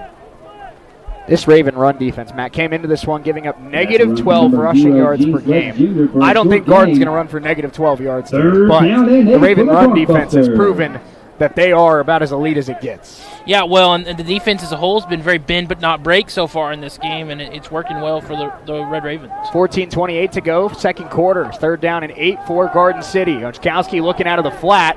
Catch is made, gets a block, trying to get to the sideline, and a flag comes in late, might be a hold. Yeah, it's a hold. It's a hold. You just kind of heard it from multiple different places behind us. We've got a couple football coaches up here in the press box. They all were kind of in consensus agreement there. I like the play design. I like the kind of swing pass. Smart play, But get your guy out in space and let him make something happen. And Matt, another play where Garden City has had, of course, a play on offense or a play on defense negated by a penalty.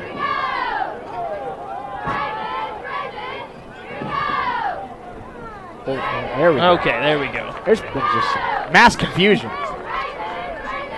They're sleepy or something. I don't know. Crazy. I don't know what's going on. It's 7:30. They shouldn't be that tired. No. I wasn't very. I didn't really enjoy the officiating last night. I didn't think I'd have some more issues tonight as well. 3rd down and now looks like about 17 here for Garden City. And that's going to be a free play. Ravens jumped on the hard count, and they're going to blow it out. We'll see. It's offsides. I was going to say, were the Ravens drawn, but I don't think they were.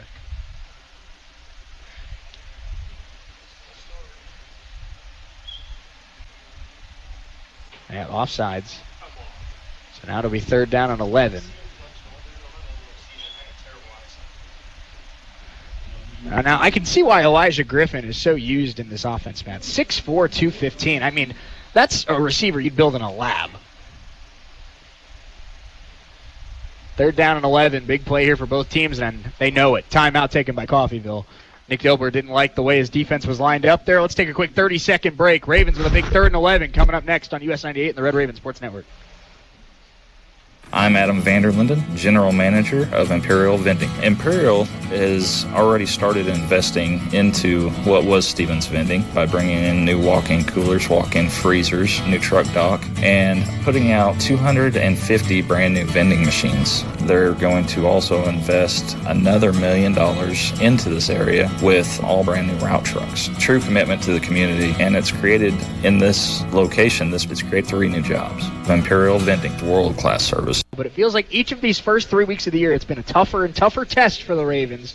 And I know we're a quarter and 2 minutes into this one. But the offense looks good. The defense looks good. I'm starting to think we might just have a good football team here. Yeah, I think this team is definitely lined up. We weren't sure, all the changes we saw in the offseason. A disappointing year last year. But, yeah, this team looks primed to make some noise in the Jayhawk. We'll go over scores around the conference coming up at halftime. Our Solutions North Bank halftime show. We'll be joined by Red Raven softball coach Ashton Friend. Ravens show pressure. Oczkowski back to throw. One-on-one deep down the field looking for Griffin and broken up. In coverage on that play was L.J. Harris. No, excuse me, that's number 16 on the play. And that is once again a Savion Kennan, a redshirt freshman out of Havana, Florida. And Matt, how about that? Guarding the 6'4 Griffin, the 5'11 DB, and he makes the play. Well played. Yeah, that's just a good defense. That's exactly what you want to see if you're the Red Ravens. Back to receive the punt for Coffeyville, number 3, Ty Durham. Ty Durham back to receive the punt here for the Ravens. You got to think this is going to be what we saw with the first punt of the night for Garden, he's going to try and pinpoint this inside the 5. Yeah, well, as good as the first one was, and that was from a lot farther away. He was a rugby-style kick on his first one. This one more of a traditional punt. And again, it's just a mile in the air. Durham's going to let it go, this one into the end zone by about 5 yards. Ravens will start at their own 20. And again, Fred Giles having a conversation with the refs. Is he thinking he's being held there? I've seen some close calls. I mean, that's the old saying. Fred's a great edge rusher. I mean, I'm sure they're holding him.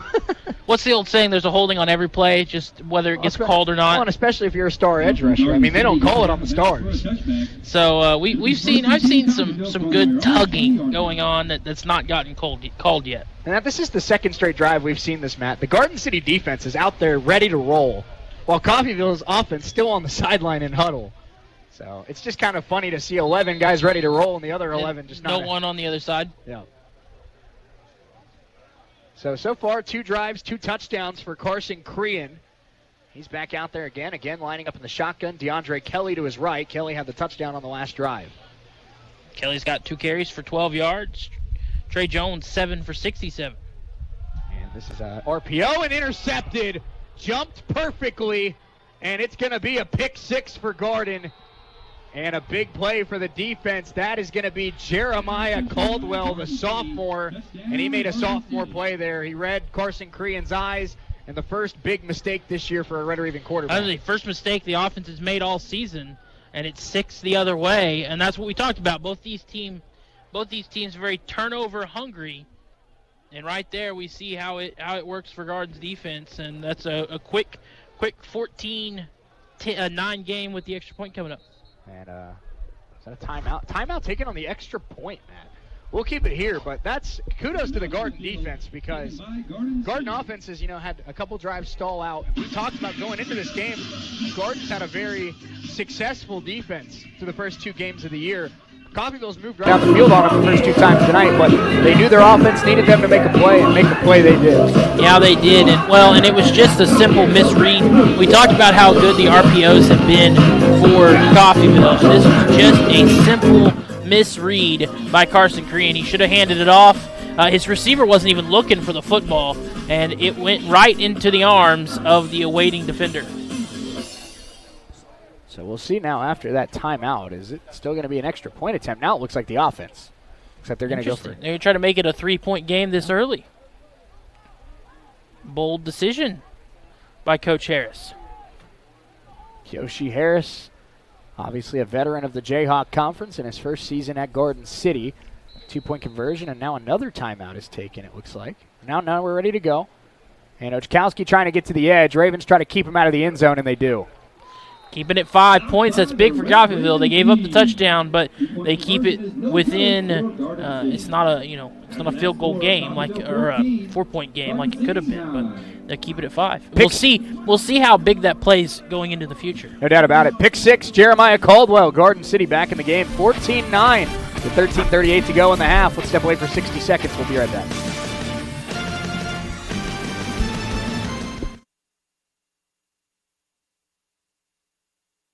At Perky's Used Cars in Coffeyville, like a 2012 Ford F-150 Super Crew Cab, just $13,200, or a 2014 Chevy Cruze, only $74.50. A 2013 Chevy Impala, a low $64.95. You'll pay less when you come by and see me, Al Perky, at Perky's Used Cars. We're a mile and a half west of the Woodshed on State Line Road. Perky'sUsedCars.com. In a life-threatening emergency, physicians matter. That's why at Coffeyville Regional Medical Center, we staff our emergency room with emergency medicine physicians 24 hours a day, 7 days a week. ER physicians at CRMC have access to general surgeons, specialists, medical imaging, lab services, and the technology needed in an emergency, all right here. If you are faced with a life-threatening emergency, insist on the best and say, "Take me to CRMC."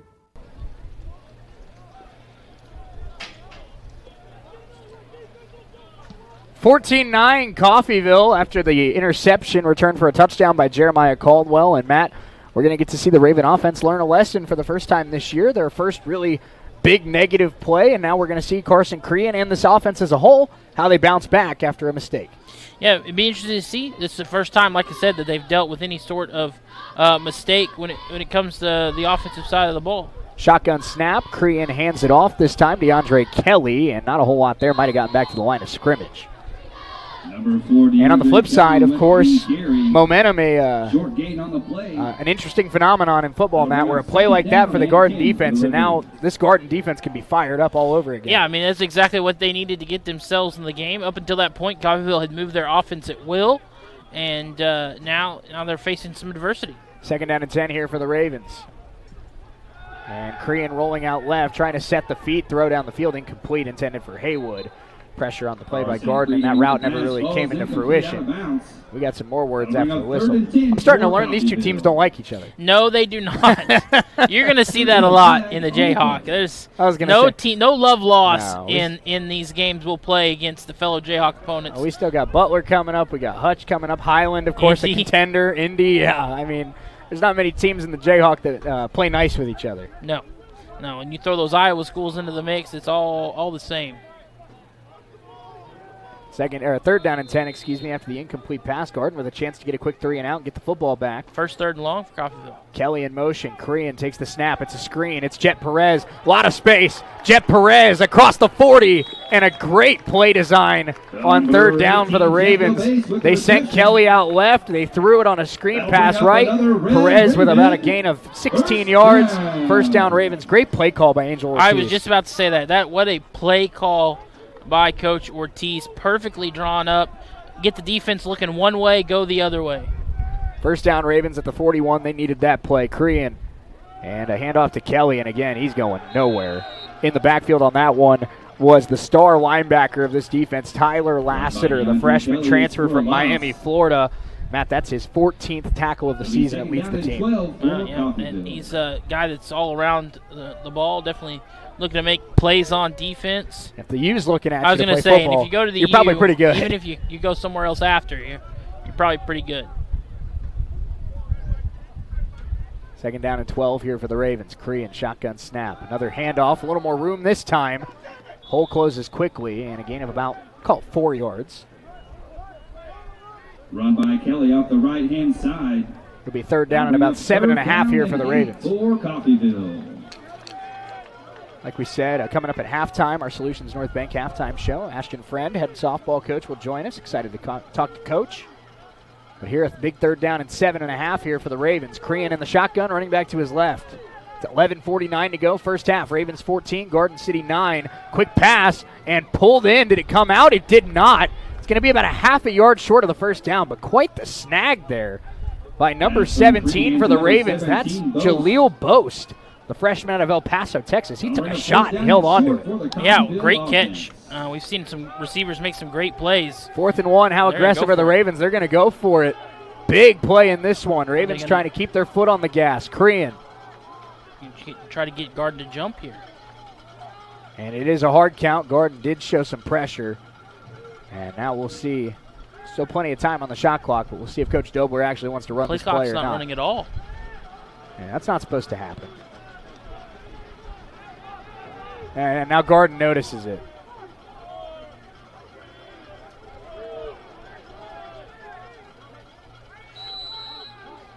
Oh, it must not be working. We have a broken play clock here? Yeah, interesting. And that's so the official was keeping it himself. So delay a game, the call. Intentional delay game. Give the Ravens that extra 5 yards. And we haven't seen him a lot this year, Matt, but here comes the redshirt sophomore punter, Brady Braun, out of Indianapolis, Indiana. And he, punters at Coffeyville usually got a little bit of a build to him. 5'11", 250. He started his career at Oklahoma and most recently came from Louisiana Monroe. Well, I'll forgive him for the 1 year at OU. Glad to see he's in a different shade of red here. We like the Raven red a little better. I like it a lot better than that ugly crimson color.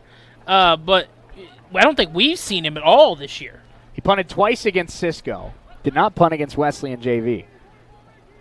Snap is a good one. Braun with a boot. Oh, my goodness, what a kick. It's taken at the 1-yard line. Ravens trying to make a big tackle, and they got him inside the 5. What a boot from Brady Braun. And look at him high-stepping down the sideline. Man, is he celebrating. He's going to go down there and thank his gunners for picking up, making him look even better. But what a boot. If you're the return man, what are you doing catching No idea. Did he lose where he was on the field? That was going in the end zone. Man, what a punt. Cade Dowd would be proud of that Yes, one. he would. There's a long list of punters that have come through here that would be proud of that. What a boot. Rowan McCarthy loving it on the sideline, too. Raven special teams. I get fired up for some special Come teams. on. Garden City starting at their own 3-yard line. Ravens lead at 14-9. 10:29 to go first half. Standing in the end zone. Shotgun snap. First down. Quick pass out into the slot. Catch is made. A little bit of room to run. Juking back. Getting about 3 yards. Might have had more like 5 or 6 if he didn't juke. Yeah, sometimes you just got to go north and south and not east and west. Second down and 7. You know, there's been a couple missed tackles for this Raven team in the first half, Matt, but overall I've been very impressed with their one-on-one tackles in space. Yeah, open field tackling is so important, especially with some of the speed you see in the Jayhawk, and stopping that from happening is been good for Coffeyville's defense. Handoff up to the right side. They fake the handoff, Catch is made, knocked backwards, and he's got to get out of the end zone, and he's not going to. It's a safety for the Raven defense.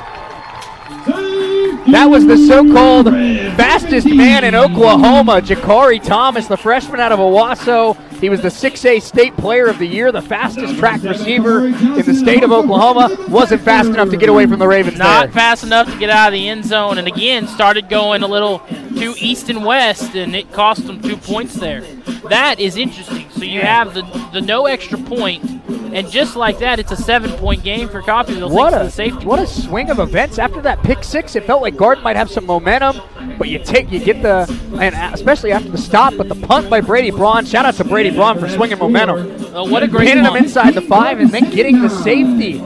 Raven special teams, Raven defense helping out the Raven offense after their first mistake of the season. Yeah, that was a series of very fortunate events for the Red Ravens there. A beautiful punt and then great defense to not let a guy get away from you and make him pay for doing a little bit too much back and forth. This is a really fun football team, Matt. I mean, we still got 2.5 quarters to determine a score, but just a lot of likable, fun guys to root for on this Raven team. Yeah, Coffeyville's. This is. I've seen some success in the last few years. Obviously, last year was a down year, but make it to the Final Four 2 years ago. You win the Jayhawk 3 years ago, and this team might be more fun to watch than those teams from those 2 years. It just feels like they have talent at every spot on the field. They have a kicker that tied a school record. They have a punter that pins teams inside the 5. They got 2 quarterbacks, 3 running backs. I mean, this team they have talent all over the place. Yeah, what a fun job it is for Coach Dobler down 12 corners and wide receivers. So safety kick here coming from the 20-yard line. 13-6 Ravens, and they will be getting the football back. Looks like it's Kyler Christmas and DeAndre Kelly back there for the Ravens. And that is a boot. That's going to be taken at about the 13-yard line. That's Brendan Haywood.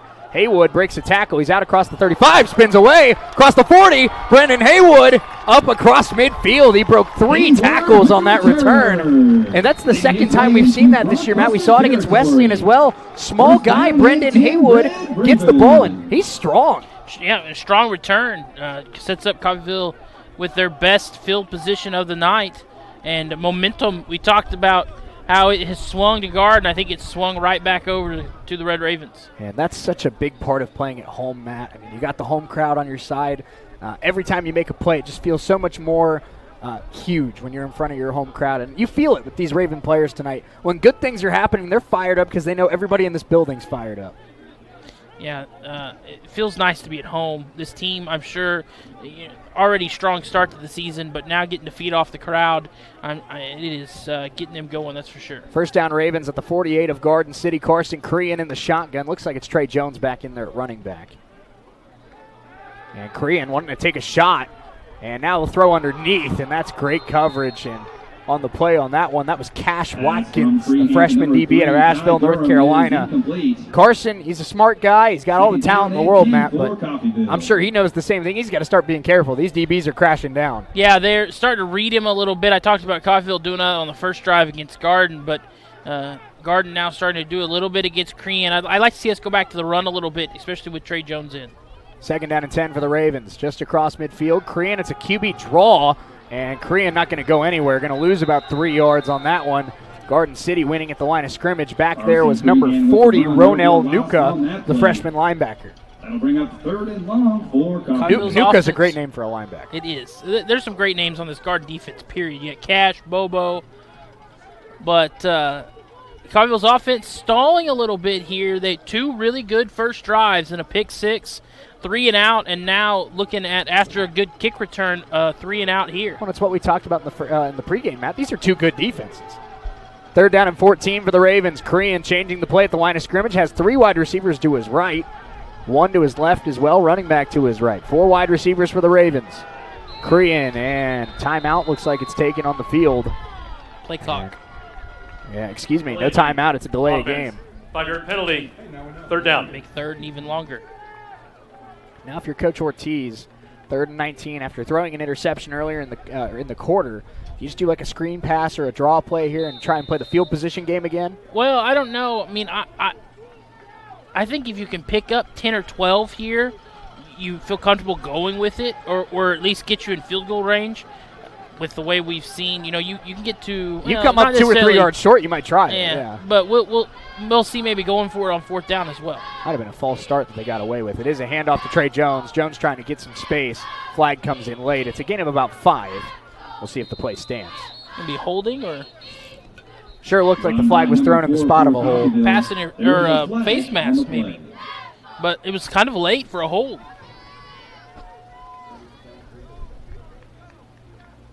If it's holding, it'll be declined. Holding. It is number 63, offense. Penalties declined. Result of the play, 4th down.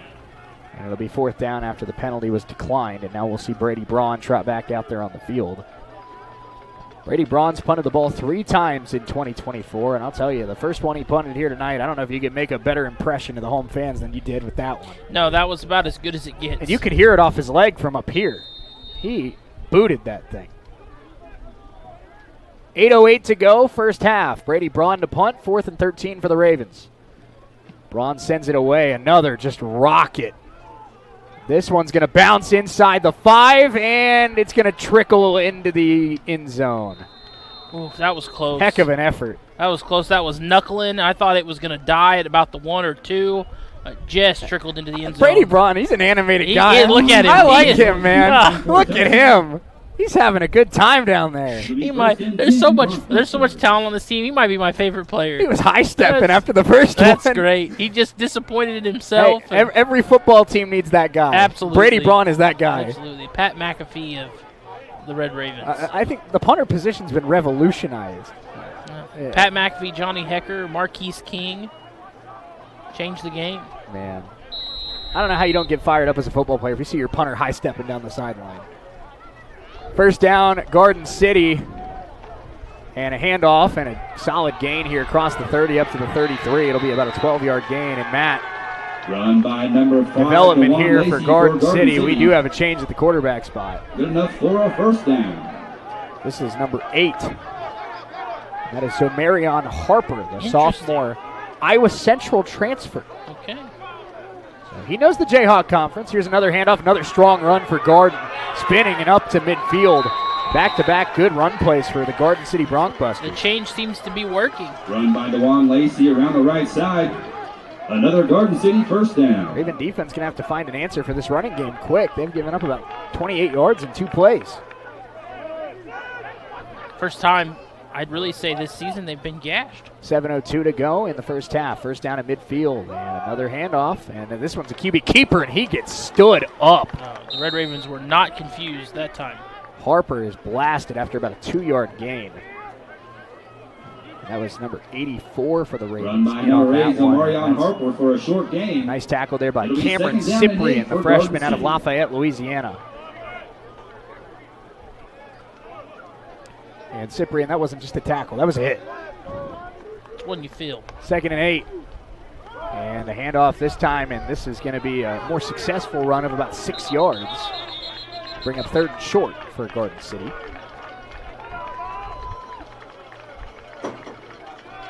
Matt, you think about it, you just take the run by number 17. The extra point earlier in this quarter, and you can take the lead with a touchdown. I mean, I guess you still could if you go for 2. Let's go, Red Raven D. It's a play I wonder if we're going to be talking about in 2 quarters. When the safety added an element too, because now it made it a 7-point game. Ravens have some confusion getting guys on the field here. I don't know what's happening here. Is Coach Dilber going to have to use a timeout? Well, they're allowed to substitute. That's the thing. Yeah, there we go. 3rd down and 2. Garden City snap. And it's going to be a sweep right, and he's going to spin and get free. And down the sideline is Lacey inside the 20. And DeJohn Lacey, for the first time in this first half, he is full steam ahead on this drive. Some big runs that have given them the momentum here. Nice little rhythm offensively. Let's see if Coffeyville, again, bend but don't break. They've been that way in this first quarter or first half so far. We'll see if this holds. And that's a QB keeper, and Harper gets about 3 yards there. 2nd down coming up for Garden City. Let's pause for 10 seconds for station identification. Number 5, DeJuan Lacey up the middle for a short gain. 2nd down and 9 for Garden City.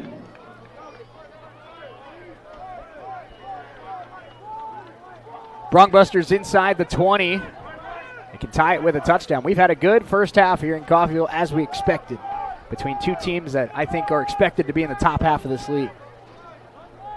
Harper in the shotgun, 2nd down, and it's going to be a handoff. He's going to squeeze through the hole, and that's going to be another close to a 1st down run. That's Gene Sledge Jr., sophomore, another Kennesaw State transfer. The Owls making some noise here for Garden City tonight. 2nd down for Garden City. We haven't even seen the main owl. That's Tyler Nelson. Excuse me, 1st and 10. 1st down and goal from about the 9-yard line here for Garden. And they've been running the ball very effectively on this drive. QB keeper diving for the pylon. I think he's about a yard short. That's where they're marking about half-yard line. And that was another tackle by Cyprian. Cam Cyprian's really made a name for himself here on this drive, but they're going to hurry to the line of scrimmage. Looks like trying to do a push in. Looks like the old tush push. They ran that a couple times with Olchkowski back there as well. 2nd and goal for Garden. They line up, they push, and they are in. Touchdown, Broncbusters, with 3:53 to go in this first half. Garden City with their best drive of the night, and they're in the end zone for the first time on offense tonight. And we got ourselves a brand new ball game. This has been a really good game. Both of these teams, you can see why they have high expectations. Coffeyville's going to need to figure something out offensively. Garden has made the adjustments needed and has slowed them down after 2 really good drives to start the game. And that is what has led to this 1-point game. Extra point to tie the game. The kicker is Tanner Rinker. Snap, hold, kick is good. We are tied at 16. Garden City, their first offensive touchdown of the night. Zamarian Harper into the game, and he's into the end zone. We're tied at 16. Let's step away for 60 seconds. We'll be right back.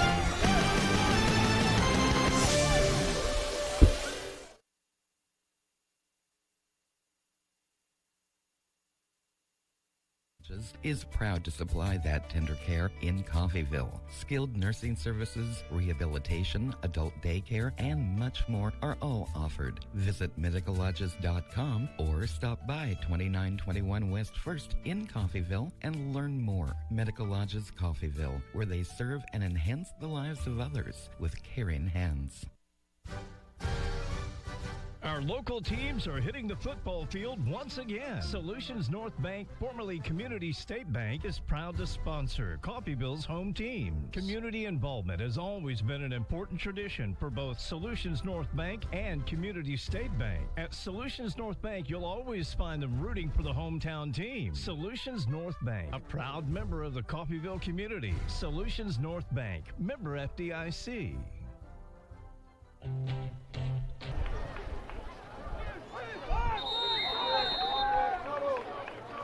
16-16 with 3:53 to go first half.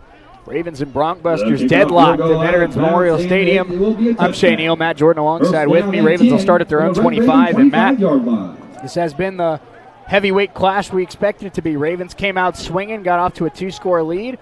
Garden City's made some adjustments and tied this thing up, and now we'll see how the Ravens respond. Yeah, it was 14-3 at one point. Now we're sitting at 16-16. Both teams got those 16 points a little differently than both defenses have scored tonight. Both defenses have scored. We got a safety and a pick six. Coffeyville now has their chance to answer. Carson Crean lines up in the shotgun. Ravens looking for their first score offensively since the first quarter. And RPO looking for a pass out wide. That's caught. And a stiff arm across the 35, across the 40, up to the 45-yard line. Brendan Haywood. He gets the ball, man. You better have 4 defenders chasing him down. He is quite the strong runner. My goodness. And that'll be another Red Raven first down. First down, Ravens up to the 45. Carson Crean in the shotgun. Crean, handoff. Good run into Garden City territory.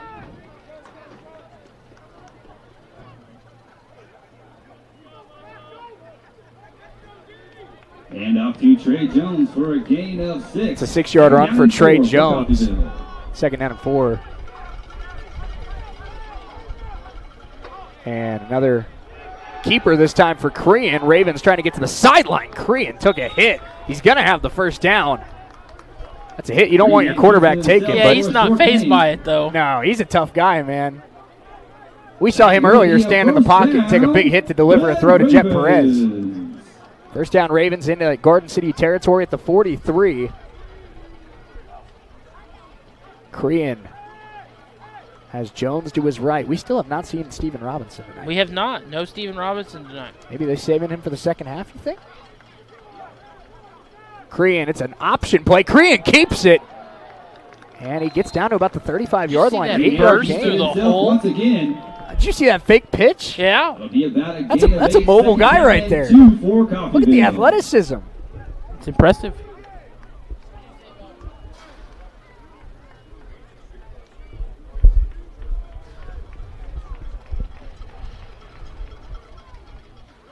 And off here. And yeah, they go around the left side. They're going to be short of the first down. It's going to get about 1 yard. That's Trey Jones on the play. Around the corner. There's a flag down on the play, Matt. Is that going to be a face mask potentially? 3rd and 1 for Coffeyville. They've given us a lot of free plays or free yardage tonight. Quick timeout. Let's take it with them. We'll be back in 60 seconds on US 98 and the Red Raven Sports Network. This is the 2-minute timeout. Game clock operator. Steven Robinson apparently. Game clock, 2 minutes.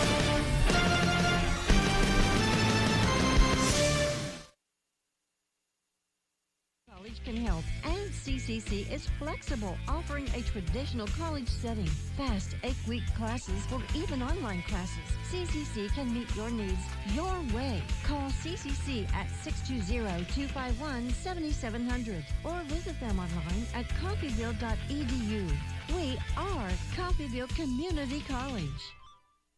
Chevrolet Summer Drive event is in progress at Roman Chevrolet in Independence. Get a 2024 Chevy Silverado 1500 Crew Cab and get $57.50 back in rebates. That is 10% off MSRP.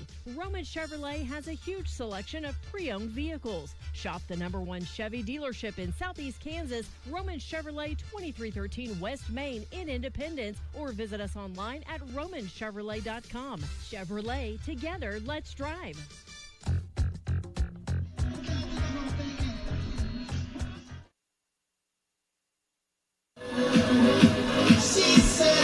Back here, it's tied at 16, 2 minutes to go first half, and we're blaring some music here at the Vet, Matt. It's a party here on a Saturday night.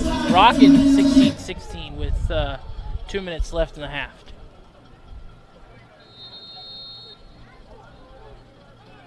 Big 3rd and 1. Big 3rd and 1 here. Crean lines up in the shotgun, now changing the play up a little bit. Yeah, I just realized that was our first 2-minute timeout of the season. I know. And a handoff to Jones. Jones with a juke. Jones, and if he didn't trip on his own feet there, he might have had a chance to go. Own blocker as well. He might have had a chance to go the distance. First down. Trey Jones, man, he just runs so hard. First down Ravens inside the 30 at the 27. There he goes up the middle again, another big run. And that's how the Ravens are going to win this football game, Matt. Carson Cree and Joseph Vick, both capable throwers of the football. But this Red Raven team, they're ground and pound. These running backs are going to carry you to wins. Well, and that's exactly what you want because it eats up so much clock. And the goal right now for Coach Dobler is to give Garden the ball back with as little time as possible. And Cree incomplete on that throw, a little RPO look. Pass is incomplete from Carson. Jones will sub out DeAndre Kelly back into this one. And, bring up second down and 10. We're not positive, Matt, but we had some rumblings during that timeout. Steven Robinson might not be available. 24 seconds. Yeah, I 1, 2, think 4. Maybe in street clothes. I don't know if it's an injury. I do see him. I do see him down there. He is in pants. So yeah, it looks like we're not going to see him tonight. So no Robinson, no Shepard for both sides of the ball. So unfortunate here. And I mean, Vic was out there warming up, so we know it's not an injury there. No, it's Same not. with Nelson. I saw him warming up earlier. Crean in the shotgun. Second down and 10. Handoff Kelly. Kelly bounces outside. DeAndre Kelly trying to turn the corner. He's down inside the 5.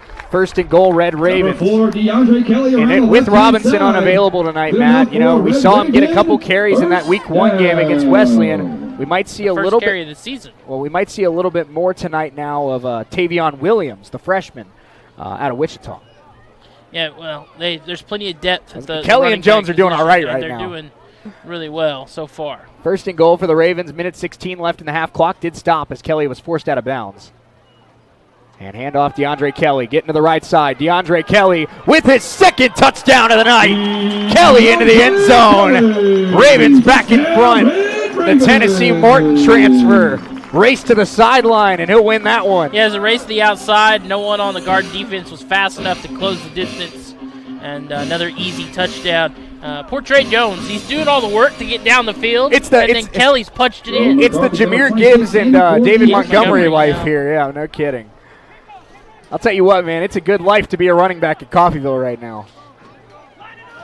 It's a good life to be a running back at Coffeyville. The third stringer, DeAndre Kelly, 2 touchdowns in the first half. He'll take that any day. He's looked great. Extra point from Rowan McCarthy, up and no good. Flag comes in late. I think we're going to get some extra point, no good if there's a flag on the play. You hope Rowan's okay. It might be roughing the kicker and roughing the holder. Garden's had some really undisciplined plays tonight. Running into the kicker. Defense. New coach, so I can't say it's their MO, but it is their MO.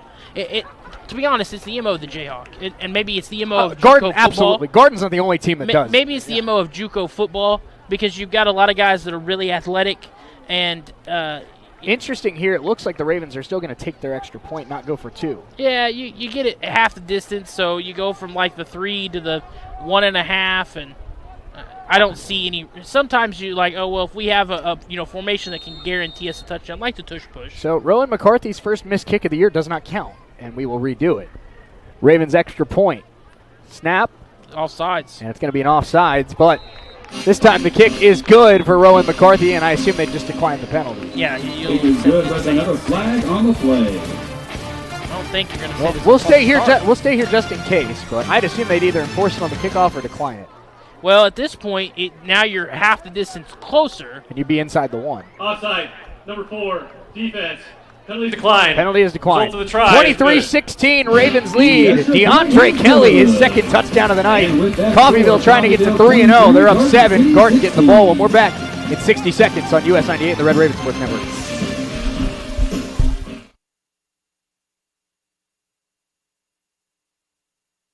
Of in-stock carpet, luxury vinyl plank, tile, area rugs, and more in many styles, brands, and colors.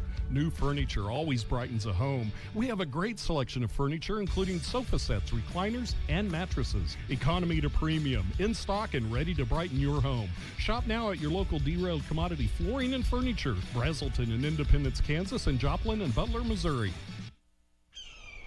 This is Meat Mountain, and up there on the summit awaits the all-new Filet-O-Lay Steak Bowl from Taco Mayo. A heaping bowl filled with Mexican favorites and literally erupting with filet mignon.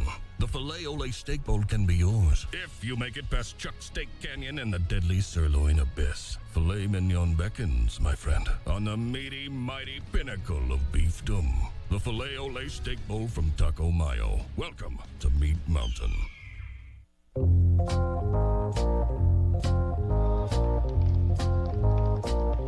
23-16, Red Ravens. Kelly finds the end zone for the second time tonight. And two ways you know you're going to have a good night, as that kick is going to bounce out of bounds. Not a good start to that for the Ravens ugly. there. Yeah, that was not. I don't know if that slipped off the leg of McCarthy Flag or on the play. what that was. But Garden's going to get a good field position. What I was trying to say, Matt, is two ways you know you're going to have a good Saturday night. Raven football, Ravens winning the game, and James Copeland on hand. Well, yeah, James, appreciate him showing up and dropping off our crowd mic to add to the broadcast and taking in some football, getting you water. That was so nice. Oh, I know. He's such a good guy. I only had 60 seconds in the break, so he did me a solid and went over to the fridge. I appreciate him. So Garden will start at the, it's like about the 36-yard line, or are we just putting it right at the 35? It should be right at the 35. Yeah, that is 35. There we go. It has not been the prettiest first half for this officiating crew. I don't know what's going on. Boy, they are all sorts of discombobulated. Good Lord.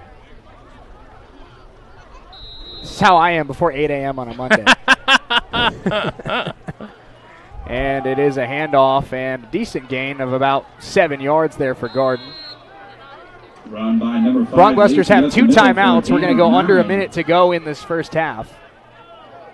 Red Ravens, get the ball to start the second half. They won the toss and deferred. And looking for a quick pass to the sideline. Big hit. The catch is made. But a quick tackle there by the Ravens. I believe that was Kyler Christmas. And it'll stop the clock momentarily because they got 2 timeouts. It's a heck of a catch. But only 47 seconds. Kyler's hit came right as it hit his hands. Couldn't play that much better if you were Kyler. First down, Garden City, and they'll dump it off into the flat and spinning and tackled after about a 1-yard gain, if that. Coffeyville let that happen all night long. Garden's going to have to use their second timeout there, Matt. Not a great play design there for Garden City. They called their second timeout. 35 seconds left in the half. Ravens 23, Bronxbusters 16. Let's take a quick 30-second break. We'll be right back. Garden City, their second charge of the half. In clock operator.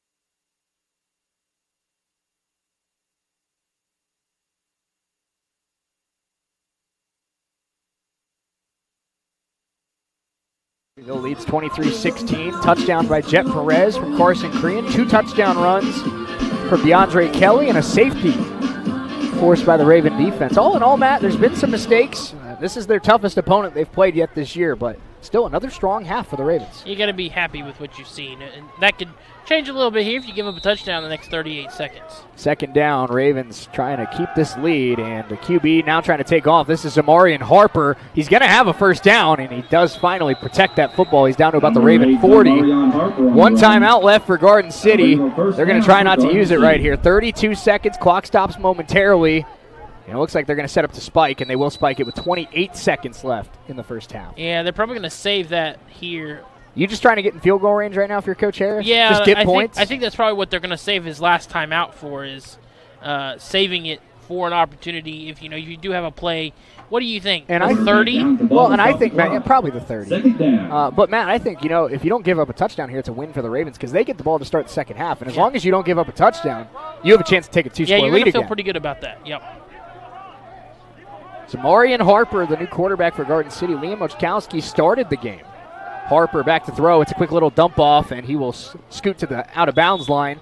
Stops the clock with 23 seconds left, but it's no gain, and 3rd and 10 coming up. Yeah, I think you got to feel like you got to at least get. They gave him a 35 3rd and 9 to feel good about the field goal. I don't know what kind of leg the guard and kicker has, but you got to. If they don't pick up the first down here, you got to think inside the 35. Harper in the shotgun. He has shown some mobility, so you got to stay in your gaps here if you're the Raven defense. Big blitz off the right side. He's got to throw it. What a catch. He's going to be short of the first down. That's the 3rd time Griffin's done that in this first half. He has some kind of hands, Matt. 4th and 2. They're going to hurry up. Try to catch the Raven defense napping. 9 seconds left. Harper back to throw. Ravens trying to get a stop. Harper running away from Giles. Throw incomplete. And the Ravens get the stop. Kosai Eldridge and his defense bend but do not break. And pending a wild last play of the half, looks like the Ravens are going to have the lead at the break. The Red Raven D holds Don't overthink it here for Coffeyville, Max. Take a knee, we go to the break. Take a knee, go to the break. Coming up next is our Solutions North Bank Red Raven halftime show. Red Raven head softball coach Ashton Friend will join us here coming up in just a couple of minutes. Coach Friend had quite the adventure trying to find us up here. You're not familiar. It is a little bit of a trip. Well, it's funny. We're on the 3rd floor, but you climb like 5 flights of stairs. So yeah, well, it's very confusing. The math does not make sense. Korean lines up in a pistol QB kneel. Ravens at the break, 23-16. DeAndre Kelly with a pair of touchdowns. Raven defense doing just enough. Coming up next, Solutions North Bank Red Raven halftime show. Let's step away for 2 minutes. We'll be right back with the Ravens up 7 at the break here on US 98 and the Red Raven Sports Network.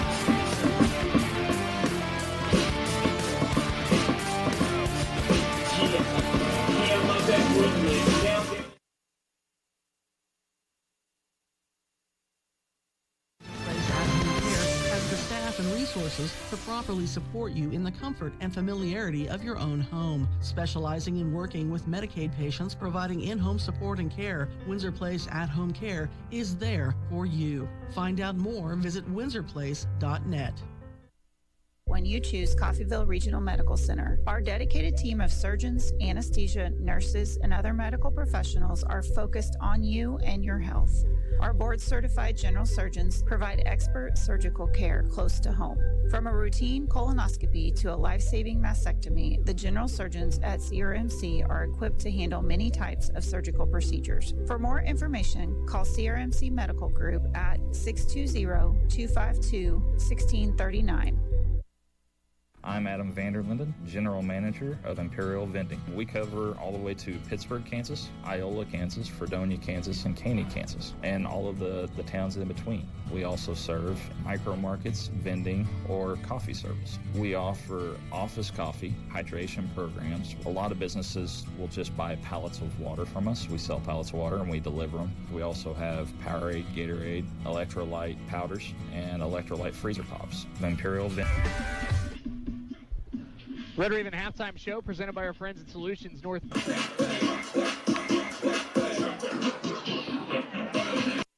Special nights as we are honoring the legacy of Hall of Fame Red Raven football coach Skip Foster. Tonight, the Ravens are honoring Coach Foster by having his family here at the game and honoring everything he did for the town of Coffeyville and CCC as both a player and a coach. Skip Foster, arguably the most successful player and head coach in Red Raven history. As a player, he started every single game in 1979 and 1980 and was a second-team All-American in his sophomore year. He was also a captain for that undefeated Red Raven team in 1980. Following Coffeyville, he went on to play at Missouri Western State University. After Skip's playing days, he was a student assistant at Missouri Western and later served as a grad assistant at the University of Memphis. He was named head coach of Coffeyville in June of 1989. He led the Ravens to an 83-39-2 record, including the 1990 National Championship. In his 12 seasons, his teams played for 6 conference titles, 58 first-team all-conference players, the most of any program in the Jayhawk. What a legacy. He went on to become the head coach of the Tulsa Talons in the Arena League in 2001. He is survived by his wife, Gay, 2 sons, Spencer and Gage, and daughter, Shelby. And of course, earlier this week on the Red Raven Coaches Show, Coach Nick Dobler talked about the legacy of Coach Foster and what he meant to this program. Here's Coach Dobler on Skip Foster to Red Raven football. No, I mean, it is a huge night, and that can't express enough. I've told my team, a lot how much this means for Red Raven Nation, not just because it's first home game, but also for Coach Foster. He meant a lot to not just the town and the program and everything, but as far as me being here and knowing the type, I got to meet him a couple times, and a lot of respect towards him and what he did. I mean, he was a 1990 national championship, head coach, one of 3 of Coffeyville football, and had a lot of wins and not just even had played. He played here. It was All-American, so yes, that's just Coffeyville tradition right there at its finest, and we got to go get a win for him in Red Raven Nation. 39-2 record. Well, Coach Delbour and his guys off to a great start in winning this game for Coach Foster. They lead at 23-16 at the break. It is our Solution Bank Red Raven halftime show. We are now pleased to be joined by the newest head coach of Red Raven sports here on campus, new softball coach Ashton Friend. Coach, thank you so much for being here. We appreciate it. How are you doing? I'm doing great. Thank you for having me. Absolutely. We appreciate you being here and excited to chat with you a little bit here during the half. And, something that I'm always curious about, especially, being a first-time head coach like you are, the emotion that comes with it and the feeling that comes with it, where I'm sure, probably took a couple weeks, maybe even a couple of months for that to kind of set in for you, where I'm a head softball coach now at the collegiate level. So what have been the emotions and kind of the pride that's come with this opportunity for you in the last couple months? I won't lie, there are times where it's very overwhelming, kind of stressful, and you sit back and you wonder, can I really do this? And then other times where it just kind of flows and comes easy, it's like, okay, I was meant to be here, I can do this. And as we're progressing through, a few weeks in, and everyone's personalities are starting to show, and it's been just so much fun. This past week it was great for us.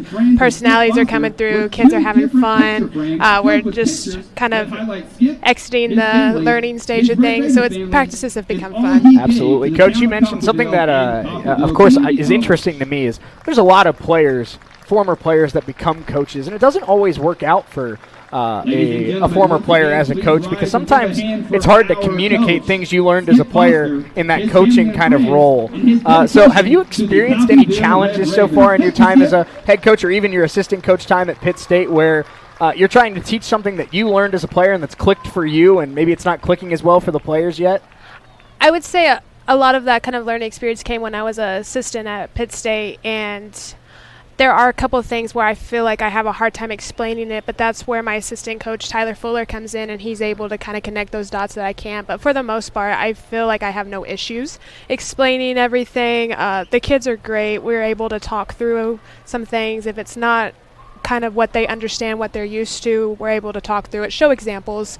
I'm a big kind of hands-on person, so I want them to learn through that, not just hear it. Absolutely. It's our Red Raven halftime show presented by Solutions North Bank. We're hanging out with Red Raven softball coach Ashton Friend. Coach, let's talk really quickly about your playing career, of course. You spent time in this conference at Cali, and during football season, that's not a big deal. When we get to basketball season, not as many people may like that. But something that's curious to me is you mainly pitched while you were at Cali, and then you became more of a utility player and more of a hitting first player when you ended up transferring to Washburn University. So what were some lessons you learned from that experience where you really kind of served in a lot of different capacities, which I'm sure helps a lot as a coach? Yeah, I definitely served as that utility role, especially throughout Cali. I was pitching, but I was playing the outfield as well and hitting. There was a few instances where the first game, my freshman year, I was DHing, and then the second game I was pitching. So always kind of adapted to that utility role, and that's something as a head coach I've decided, I really like in kids, is I want that utility mindset. Not somebody that's going to go out and just recruit position by position. I want kids who are versatile, have that athletic ability to move around. And I think just being able to experience that as a player, it helps me translate that into what I'm looking for to build in my program as well. Coach, something that, I'm sure you've picked up on is in your time as an athlete and now as a coach, college athletics, it's a brutal industry sometimes. I mean, we see so many coaches that 1 or 2 down years and all of a sudden, it's over. And so with that being said, it's so important to find the right fit when you're becoming a head coach. So your conversations with Bryce Saya, the athletic director here, your conversation with other coaches on campus, Jay Herkelman, Tony Turner, some of the other, Jake Martin, why did Coffeyville feel like the right opportunity for you to say, okay, this makes sense? Just as soon as you step on the campus, it's a different feeling. Everyone is just great, and there was several times I was having conversations with Coach Saya before I even stepped on for my first interview, and he was talking me through things, and just listening to him talking me through that, was like, okay, I can do this, because he mentioned that this is his first year as athletic director, and he's like, Ashton, we're going to learn together and do this together. And I was like, absolutely, this is something I want to be a part of. And then just getting in and meeting all the coaches and everything has been an incredible experience. Like, those guys that you listed off are just, they're money. Like, you can't find better people anywhere else. And I think that's what makes Coffeyville special, is just the people. Just the people and the experiences are just, it's unreal. Yeah, and I'm sure being a former athlete, the friendly competition of Red Raven sports is something that I'm sure you're embracing, where almost every program on this campus is a championship contender. And you step onto this campus as a coach, as a player, as a broadcaster, and you feel like you have to be at the top of your game every single day because everybody else is. Absolutely. That's just a competitive mindset. And, you feel that when you walk in, is that Coffeyville expects greatness. And, that's something I want to step up to. And I want to, bring the softball program up to that level, just because all the people in the athletic office are they're great and, so supportive. The support is what I feel like makes it easier and makes you want to, push forward and drive to get to that point. No doubt about it. You mentioned, of course, your assistant coach, Tyler Fuller, who came over with you from Pitt State. What were some important lessons you learned in those 2 years at Pitt State? You kind of touched on that a few minutes ago, but what are some things you learned, and what does Coach Fuller bring to this program, and why are you so excited about having him? It was really cool being at Pitt State, because I learned under Brad and Jenny Fuller, who, are known for being able to rebuild a program, and I was able to learn exactly what I needed to do through those steps under them. And they really took me under their wing and taught me everything they know. Like, we just called them beginning of the week and asked them for some advice, and they asked how everything was going, and they just care. And just learning under them has made it a lot easier to transition. And Tyler's the exact same way, like, very passionate about the game, and he's definitely the energy bringer at practice. He's always giving high fives out to the kids. Just it makes it easier because we've coached together those 2 years. We know kind of what each other's trying to explain. So if one of us is hung up on a topic, the other one can easily step in and kind of clarify. So that's been nice, and just having him there, it's been a lot easier, made the transition smoother. Absolutely, that synergy so important, Coach. We'll take a break here in just a moment, but one more thing before we take our first break of the halftime show. Building a program, of course, starts with the players and finding the talent that really kind of fits that mold you're trying to build. You mentioned that obviously you're looking for players that can play a number of positions, but what are some skills and traits you look for in future Red Ravens, both on the field with their ability and their talent, but also their mentality and their work ethic off the field? Absolutely. We just want to bring in good people. This town is full of them, so we want to bring in kids that are going to look towards building our culture, because that's something we're really trying to enforce here this first year, is just building that culture, that mindset that we need to have to be a winning program. So we want to bring in kids that are going to adapt to that. I constantly tell people that are coming to my office, like, the goal here is to leave the program better than you found it. And if you're able to do that every single time, like, not only are you going to feel, satisfied with your career at the end of the day, but, you don't wonder what could have been if you leave it out there every single time. So, just bringing in kids that just love the game and want to play, and, are going to be good people to their teammates, to their coaches. We look for people who, good families. That's what we're trying to bring in here, and just, have fun. That's what we want softball to be. We don't want it to be the hard part of the day. We want it to be the fun part of the day, and you got to bring in kids that love the game and are willing to take that extra step to do that. No doubt about it. Coach Ashton Friend, good enough to join us. It's the Solutions North Bank Red Raven halftime show. Ravens lead this one 23-16 at the break. DeAndre Kelly with a pair of touchdown runs. Let's take a 2-minute timeout. We'll continue our conversation with Coach Friends right after this on US 98 and the Red Raven Sports Network.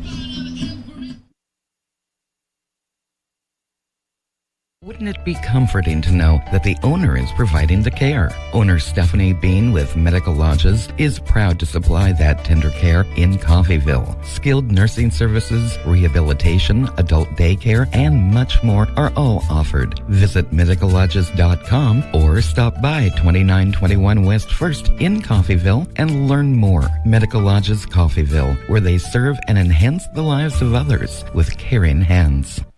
The same familiar faces with a new name. Community State Bank in Coffeyville is now Solutions North Bank. The same community bank you've come to know and enjoy with the merger is now bigger, and there's even more to love. Solutions North Bank will be able to offer more banking products and services to fit your individual needs. Stop by and say hello and check out SMB's options at the newest Solutions North Bank location in Coffeyville, formerly Community State Bank. Come experience the SMB way. Member FDIC, Equal Housing Lender. Chevrolet Summer Drive event is in progress at Roman Chevrolet in Independence. Get a 2024 Chevy Silverado 1500 Crew Cab and get $57.50 back in rebates. That is 10% off MSRP. Roman Chevrolet has a huge selection of pre-owned vehicles. Shop the #1 Chevy dealership in Southeast Kansas, Roman Chevrolet 2313 West Main in Independence, or visit us online at romanchevrolet.com. Chevrolet, together, let's drive. Helping you move forward. That's what Coffeyville Community College does. Whether you want to increase your ability to advance at work, learning to earn a 2-year, or just want to expand your horizons, Coffeyville Community College can help. And CCC is flexible, offering a traditional college setting, fast 8-week classes, or even online classes. CCC can meet your needs your way. Call CCC at 620-251-7700 or visit them online at coffeyville.edu. We are Coffeyville Community College. Halftime here from Veterans Memorial Stadium with the Red Ravens leading at 23-16 over the Garden City Broncbusters. I'm Shea Neal.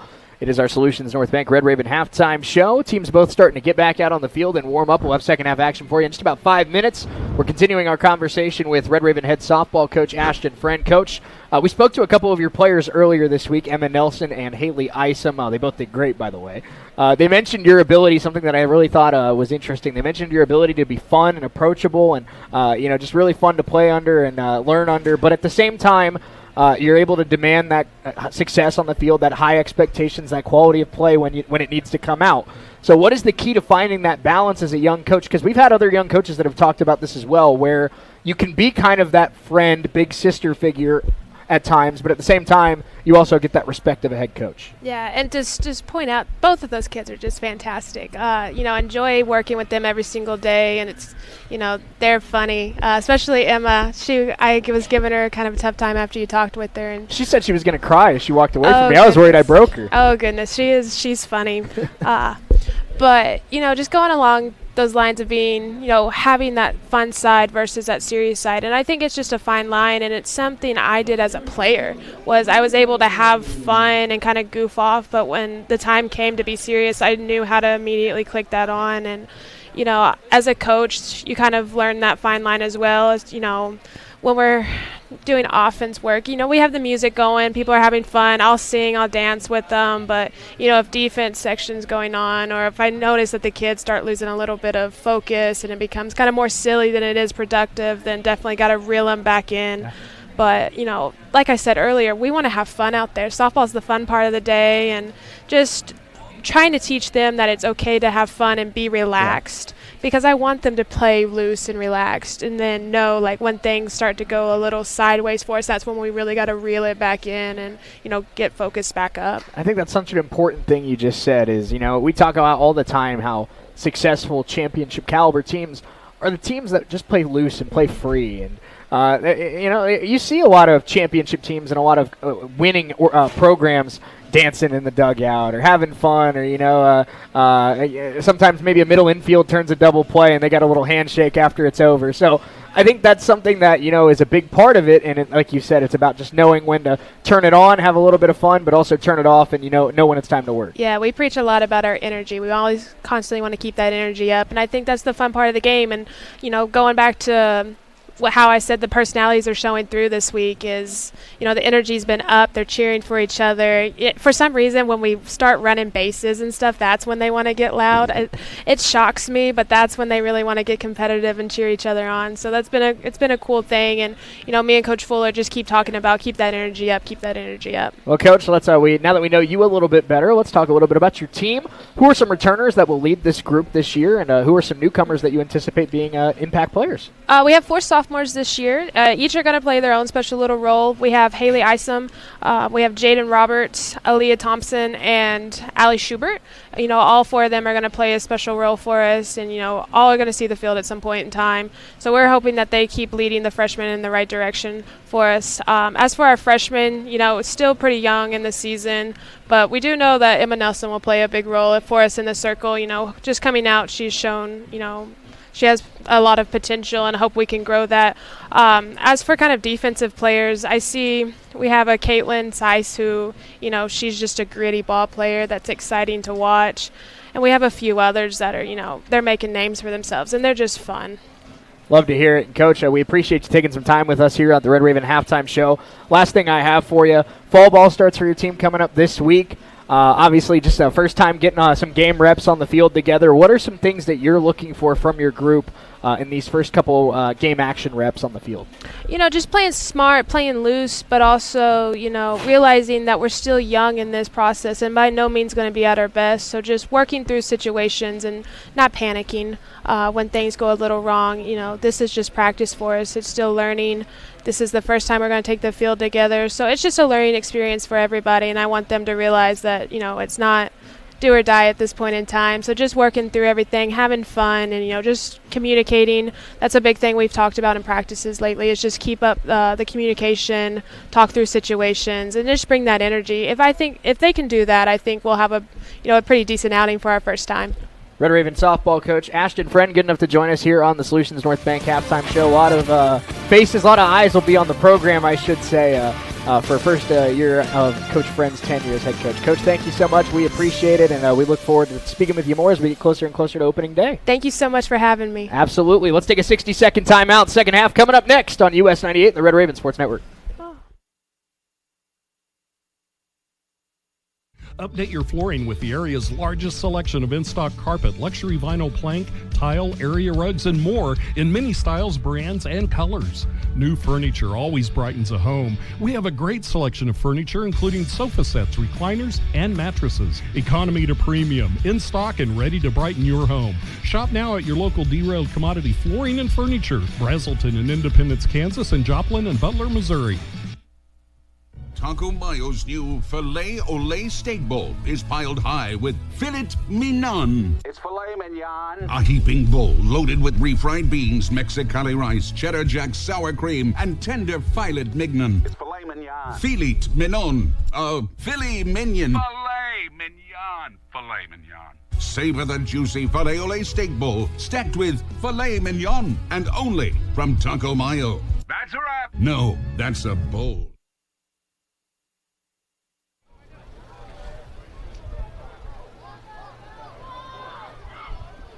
Ravens will start at their own 20 to get the second half started. They lead at 23-16. Brendan Haywood took the kickoff return. I'm Shane Neal. Matt Jordan back in the saddle alongside with me. Yeah, Matt, thanks for letting me, come back and join you. I thought absolutely. you just got rid of me. No, well, I mean, I looked over. We had 60 seconds till the second half. You were still sitting down. I'm like, do you want to come back? But I listened to part of the conversation. Sounds like it was a good one with Coach Friend. Definitely. And we have a Garden City player shaking up on the play. But we started doing that last year, Matt, with the halftime live interviews, and I thought they were great, and Coach Friend was on board with it when she took the job, and I thought she did a great job. Yeah, that's a fun element that we've added to the broadcast, having them be able to come up here, and hopefully next season they'll not have to walk up all the flights of stairs. We hope so. That's the second. Coach Kelly was the same way last year, but that's the second former collegiate athlete that said, I can handle stairs. I was a college athlete, and then they get up here and they're winded. Yeah, it happens. Those stairs are no joke. No, they are not. First down, Ravens. And throw, and that's a dangerous one. Haywood makes the catch, and he's out up to the 40-yard line. That was dangerously. He threw it into double coverage. Could have very easily been picked off. But, man, making a name for himself tonight, Brendan Haywood. Yeah, that was a heck of a catch, and he was just about to break that one off, too. Movement on the line. Ravens lead at 23-16. Matt, grade Carson Crean's first half. Of course, he threw the pick six, but he led three touchdown drives, if you count the one at the end of the half. Overall, I think it was solid. I'd give him probably a B, maybe even leaning towards a B+. I'd give him a B. I think that's pretty good. He'd be an A if it wasn't for the pick six. But yeah, I give him a solid B. Right there, just a good, solid 85, But I like what I've seen from him. For a first start against a good Garden City team, this has been pretty good. First down, Ravens, handoff Trey Jones. He's up across the 40, up to the 44-yard line. And on 1st and 15, they'll just take 10 yards right back. Yeah, he erased that 5-yard penalty like it was nothing. The run game, I've been really impressed with that. That's how you help a quarterback making his first career start. Well, and Trey Jones was by no means a slouch last year, Matt, but I think it's night and day. Sophomore Trey Jones versus freshman Trey Jones. Put in the work in the offseason. Jones, again, gets the handoff and just powers forward for 3 yards, and that's a Jeff Liker-style running back right there. Got hit at the line of scrimmage, falls forward for 3 yards. Yeah, I think Coach Liker is smiling at the offense. Well, Coach Liker recruited Trey. That is a good point. Trey is quite literally a Coach Liker running back. Trey had enough talent that Coach Dobler and Coach Ortiz were like, yeah, you can stick around if you want. We'd gladly have you. 3rd and 3 here for Crean and the Ravens. Shotgun snap. And it is another handoff, pushing forward. It's going to be close. I think he's about a yard short. Ball came out. And Garden thinks they have it. And I think they do. And they do. Garden City forces their second turnover of the night. Trey Jones tried to drive the feet forward, had that ball ripped out. And Coffeyville with their second giveaway of the night. Big play for Garden City. Yeah, that's a tough break for a Red Raven offense that looked like they were moving pretty well. But another turnover. We talked about it in the pregame. Limiting turnovers and limiting mistakes. Now, Garden has had all of the penalties mistake-wise, but Coffeyville has had the turnovers. Well, and I don't think Garden's played a bad game, Matt, but you got to think the pick six and now this fumble. Garden City can tie the game on this possession right here, but if it wasn't for 2 turnovers for the Ravens, Coffeyville might be up 2, even 3 scores. Yeah, that is true. And if it wasn't for all the free yards, it might be the other way around for Garden. Absolutely. Harper takes the snap. It's a sweep right, trying to get to the edge, cutting back inside. That's not going to get much. Lonnie Burt in there, as was Cameron Cyprian, who's really emerged in this second half of this game. Stopped by a host of Red Raven tacklers. Dirk Andrews on the mic Second tonight. down and 10 for Garden Mike. City. Good to have Dirk back in the building. Yeah, absolutely. Dirk on the mic is always great. I appreciated the season we did together. And I still, this Coffeyville run defense has just been so fun to watch. And read option, Harper spun down. Right on cue. Matt, it's Cyprian again. Career night. We talked about someone stepping up in the absence of Shepard. We might have another edge rusher coming here. Cam Cyprian, the freshman, that's his 5th or 6th tackle of the night and his 3rd for a loss. We don't see a lot from 84 on defense, but it's kind of an interesting number to see be this active defensively. Prince Samuel comes in for this 3rd down and 14 for Garden City. This would be a huge stop for the Raven defense. Zamarian Harper in the shotgun. Lonnie Burt shows pressure. Back to throw. Pressure. Stepping up. He is dropped. An unkindness of Ravens in the backfield. And first one back there for Coffeyville was number 22, De'Arich Jackson, who we talked to on the coaches show, Matt. Coach Dobler said, I need a big game for my edge rushers. Well, there, his edge rusher got home. Yeah, absolutely. We talked about when you rush, you contain, and that's exactly what they did. Pressure on the outside, pressure up the middle. Harper had nowhere to go, and the fumble doesn't hurt you. I asked De'Arich where he went to high school. He said, Atlanta, Georgia. And I said, oh, well, you know good football. Yeah. Seems like every high school in the city of Atlanta is good at football. It's like every high school in the state of Texas. So Garden City will punt, and this one a little bit more of a line drive. We saw some sky-high punts in the first half, and this will take a Garden bounce to about the 16-yard line. Ty Durham, smart play there to just let it go. Ravens will start at their own 16. Coffeyville defense gets a stop after a fumble. Ravens by 7. Let's step away for 30 seconds. We'll be right back. 1st and 10.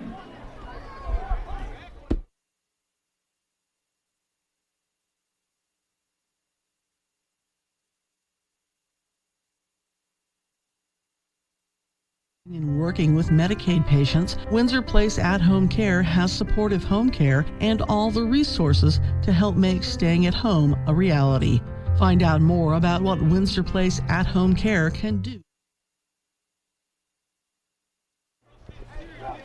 Crean takes the snap and a handoff to Kelly. Ravens with about a 3-yard gain on first down. DeAndre Kelly with the handoff. Shane Neal, Matt Jordan here on US 98. We are 4 minutes into the second half. Ravens with the football, 23-16. They lead it. Hutchinson and Highland both won earlier today, so the Ravens trying to be the third team in the Jayhawk to get to 3-0 on the season. That tells you how competitive this league is. Only 3 teams left unbeaten in week 3. Yeah, exactly. And that's going to dwindle more and more. Well, the 3 that are unbeaten will have to play each other. So it's not going to last. DeAndre Kelly, another handoff, makes a man miss. He's up to about the 25. Might have been pulled forward to the 26. It's going to be third and about 2. Well, Hutch has survived the last 2 weeks in their games, beating the 2 Iowa schools, Iowa Western by 1, and then needing OT to beat Iowa Central. Yeah, no doubt about it. Hutch, number 1 stays number 1, but they've been pushed the last couple weeks for sure. Third and short, Korean, the snap, handoff. Kelly pushing forward. It's going to be really close. That extra effort might have given it to him. I think that extra effort did give Garden's marking him short, of course. We'll see where they mark it. And that's a pretty favorable spot for the Ravens. And it is a first down. Now, Matt, DeAndre Kelly has by no means been a slouch to start the season, but he has been running back 3 behind Robinson and Jones. Yes. Tonight he's had a much bigger role. He's looked really good. He's the touchdown guy. He's just running the ball hard. It's a QB draw for Carson Crean. Makes a man miss, and he's going to get about a 4-yard gain. I don't mind that. It's a play. They've ran it 2 or 3 times tonight, Matt, but Carson Crean has some athleticism, has some good ball carrier vision. Doesn't look like it's going to get a ton. Makes a man miss, gets 4 or 5 yards. Just keep pounding that rock. I like it. Yeah, it's the athleticism Crean. We talked about it earlier this year in that first game is definitely showing tonight. Second down and 5. Crean low snap, and the ball is out again. And Crean, I think, did fall on it. Boy, he was fighting for that football. It's going to be third and about 10. That was a defensive lineman against Carson Crean wrestling for that football. And Crean able to pull it away, but erase that 5-yard gain. Here comes third and 10. Third down and 10. It could have been a lot worse. I'll take the 5-yard loss and keeping the football. Devin Waller's had a great year at center so far, but that was a low snap. Back-to-back drives, too, with fumbles. Third down and 10. Ravens trying to convert. Garden's showing some pressure off the right side of the line. That's probably the side you want to attack. Khalil Walker, rock solid at left tackle. So if you're going to blitz, you might want to do it off the right side. Crean gets the snap off, looking out wide. It's a screen pass. Bonner makes a man miss. And it's not going to be a first down. It's a gain of about 6. Excuse me, that was not Bonner. That was number 80, Jaden Jones. The redshirt freshman who had a touchdown in week 1 against Kansas Wesleyan. From Carson Crean. So those two know each other well. Yes, they do. That looked like it was going to be able to shake loose and pick up the first down, but good job by the Garden defense there to close out and prevent the extra 4 yards. And these two defenses are so rock solid, Matt. This wouldn't surprise me at all if after all the points we had in the first half, both of these defenses sure up here in the second half. Yeah, second half adjustments is something you definitely expect to see, and we get to see another punt here. 7:49 to go, third quarter. Ravens punting on 4th and 4. Brady Braun gets the snap, the kick, and he got it away. Probably his weakest punt of the night. It's still not a bad one, and great special teams coverage for the Ravens. They're going to tackle him about the 31. It took about 6 of them. Credit to the punt return. I mean, he did not go down easy. I was going to say, breaks out of the first tackle, picks up a couple extra yards. It would have been at the 28 instead of the 32. So once again, here comes Garden City. Now, interesting enough, Matt, I just saw over there on the sideline kind of running around number 3, Tyler Nelson. Yeah, he's in uniform. He was warming up, so I don't know what the decision was. I don't understand what the move is tonight. There's a sweep left and a little bit of room, but Ravens close that gap quickly, hold it to about a 2-yard gain. Well, you didn't even stick. You're not even sticking with the guy that you trotted out there. I mean, they didn't even make it a full half before they switched to the third string. And Harper's a lot like Nelson in the sense that he's kind of that dual threat. So it's an interesting decision. It'd be interesting to see. Coach Harris having a QB battle too. Yeah, thoughts on that. Ryan Harper, 2nd and 8. That's just another play where the Raven defense just swarming to the football. 2nd down and 8 over the middle. Good throw behind Griffin. He makes a nice catch, and he's up to the 48-yard line. This Garden City offense would be in a whole lot worse position if it wasn't for Elijah Griffin tonight. He has been really good. We're talking about the quarterback battle, and Coffeyville saw it themselves last year. 3 quarterbacks played numerous times, and they finally found their guy, and maybe Harper's the answer for Garden. First down, Garden. Harper takes the snap, tries to hand it off. It's going to be about a 5-yard pickup there for Lacey. And once again, that was Cam Cyprian in the backfield who, if Harper kept that football, he was going to get blasted. Cyprian is flying into the backfield. He's having himself a great game. They call it a gain of 6. Second down and 4 here for the Broncbusters, just across midfield in Raven territory. Pistol look. Harper hands it off up the middle. It's going to get about 1.5 yards. It'll be third down and short coming up as we're going to go under 6 minutes to go in this third quarter. Lacey up the middle for a short gain. If I'm not mistaken, I believe this is the only night game for the Jayhawks. Yeah, everybody else already played today. There's probably quite a few schools checking in on this one, and it's been a good game. It has been a worthy primetime game tonight. Yeah, there are definitely, I'm sure, a lot of coaches that were across the Jayhawk tuned into this. 5:45 to go, third quarter. Harper in the shotgun. Third down and 3. It is a keeper for the quarterback. Harper making a man miss. Harper tracked down from behind, but he's down to the 26-yard line. And Zamarian Harper maybe showing what Iowa Central missed out on. Big run there, first down. A great touchdown-saving tackle, though, too, because he looked like he was off the races but caught from behind. Caught from behind by, I believe, a defensive lineman. First down and 10 for Garden City at the 26-yard line of the Red Ravens. 5:10 to go, third quarter. Coffeyville 23, Garden City 16. Touchdown could potentially tie the game. Pistol look, Harper. Hand off left. This is Lacey. Lacey, nice move, and he's inside the 20 down to about the 17. Call it a gain of about 8. Run game is starting to work. This is the most Coffeyville's given up so far early in this season. It feels like Coffeyville really, it's been an aggressive defense all year so far, Matt. It feels like they need that turnover, that interception, that forced fumble. Garden's played a really clean football game so far. Credit to them. Feels like the Ravens need that big takeaway. Yeah. Second down and 1 here for the Broncbusters, just inside the 20. Trying to tie the game here as we move late in stages of the third quarter. Harper, handoff, and it's going to be a first down. It's not a ton. It's about a 4-yard pickup, still pushing forward. And that was number 0, Gene Sledge. I was going to say, making a switch to a little bit of a bigger back that time, 6'2", 235 to pick up the 1 yard. 235 is almost a fullback at that point. It is. That is true. It is true. He is every bit of it down there. Trey Jones only 210, but he plays like he's 235.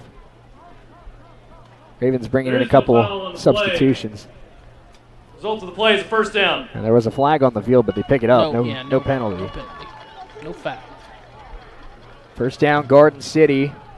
4:22 to go, third quarter. They are now down to the 12-yard line.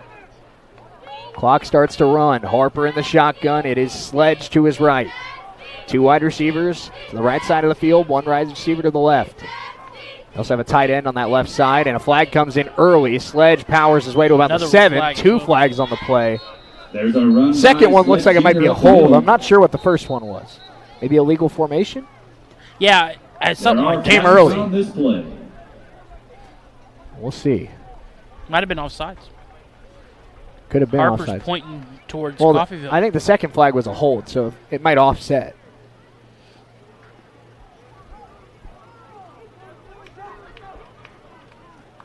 Our officials having a conversation. There are fouls by both teams. Yeah. Illegal formation. Offense, 5 men in the backfield. Personal foul, hands to the face. Defense, number 98. Penalties offset. Offset Replay the down. penalties there.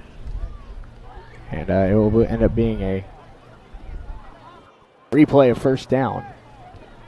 Sledge subs back out, and back in comes their bell cow running back, DeJohn Lacey. Tyler Nelson's their lead rusher, but after tonight, it's probably going to. I would so, especially since Nelson's not getting any run. It's just interesting decision. Under 4 minutes to go. Lacey here on the handoff, pushing forward. Ravens close that hole quick. It's a gain of about 2.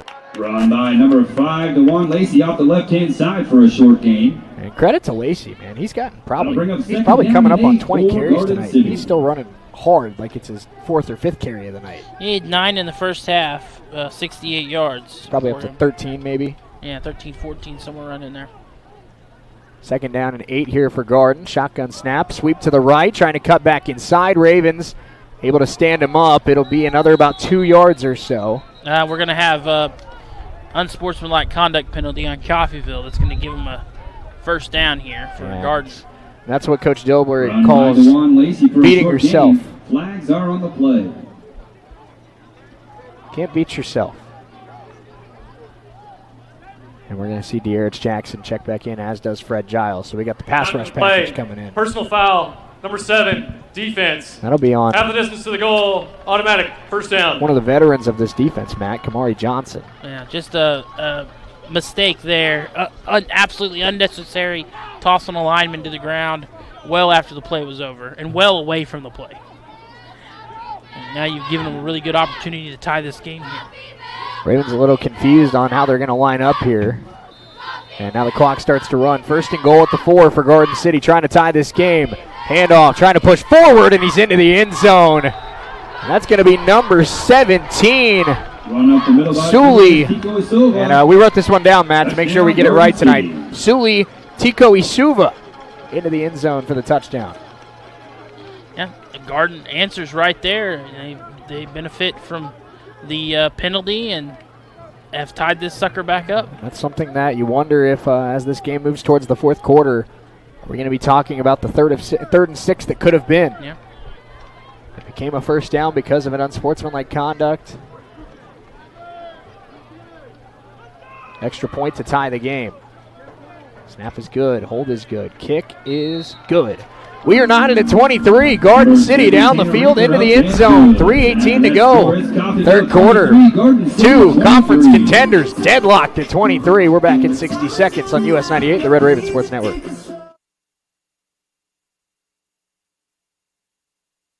We were formerly Stevens Vending. We have a set of core values that we follow. True commitment to the community, true commitment to the surrounding area. All of the sandwiches that we put in the vending machines have a 5 to 7 day shelf life. Usually when those sandwiches go out of date, we always donate our products to Genesis. We have 16 branches, and all 16 branches follow that core value. Imperial Vending, world-class service. It's where you belong. Cooperative Credit Union and US 98, KUSN, Deering, Coffeyville. Ravens and Bronxbusters tied at 23. 3:18 to go, third quarter. I'm Shane Neal, Matt Jordan alongside with me. Matt, seems like the special teams unit for the Ravens has found their kick returners that they like. It's been DeAndre Kelly and Brendan Haywood all night tonight. After there's been a couple guys back there the first couple games of the year, seems like they like these two. Speed and power, that's what they've got back there. That's exactly what you want on the kick return team. And that kick towards Haywood. He'll take it at the goal line, and he's going to return it. Haywood's got good speed, trying to get to the edge, cuts back inside. Flag comes in late. Haywood up to about the 24-yard line. Brandon Haywood takes it all the way back to the 24-yard line. Flags on the play. That was one of our keys to the game, Matt, was limiting penalties and turnovers. And this game is tied. Ravens have a chance to take the lead here on this drive, but a pick six, a fumble, and some costly penalties, including that unsportsmanlike conduct on that last drive. Personal foul, illegal block below the waist, number 4. Return team. Against Half DeAndre the distance Kelly. goal from the spot of the foul. So looking First at that down. first half, Garden had 7 penalties for 73 yards. Coffeyville had 5, but for only 25. Coffeyville's been the more penalized team already here in this third quarter.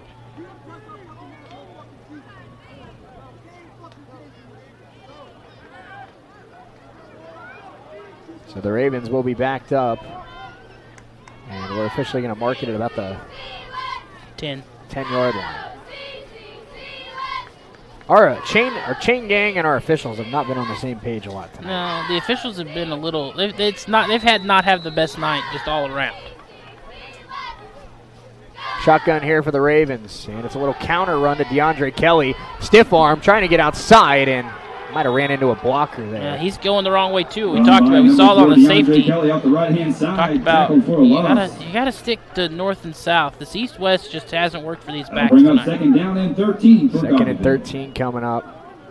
Breck Long was trying to be a lead blocker there as well, and Kelly kind of cut right into him. See if this offense can answer here. They've been good so far tonight doing that. We'll see if they can do it here. 2:35 to go for third quarter. Second and 13 for the Ravens. Carson Crean, quick screen pass. Good block off to the races. It is a big gain for Coffeyville across the 25, and a horse collar coming in late. And that flag came from all the way over here. Well, he got thrown from all the way over here. Pass is complete from Crehan to number 18, Jet Gilbis. That's Jet Perez again. Flags are on the play. Jet Perez Gilbis. We talked about, something I talked about with Coach Dobler was when it feels like there's a big third down. Face mask, number 58. It's a face mask. Defense. But it adds 15. 15-yard It penalty. felt like early in the season we felt like Automatic. on a big third down or a big red zone play, you'd be looking towards Breck Long. Maybe you still do. But we're starting to see when they need big plays, they're looking towards Jet. They're looking towards Jet Haywood tonight. Their own 40-yard line. We have not called Ty Durham's name a ton. Ty Durham came into this one leading the team in receptions. Ty and Breck had both had pretty good week 1 and 2s, and maybe more of a decoy tonight. But that's important, having different guys that can step up. Absolutely. First down, Ravens, Carson Crean. I like how he's directed traffic at the line of scrimmage tonight. He seems to be reading a lot of cues on the defense. First down for Carson in the shotgun, running back to his left. Garden shows pressure. It's a handoff. It's not a lot there. Garden City's run defense is really shirt up here. I was going to say, they're starting to figure out the run a little bit, and Coffeyville gashed them big in the first half. First half, Trey Jones had set 12 carries for 100 yards. That was another run for DeAndre Kelly.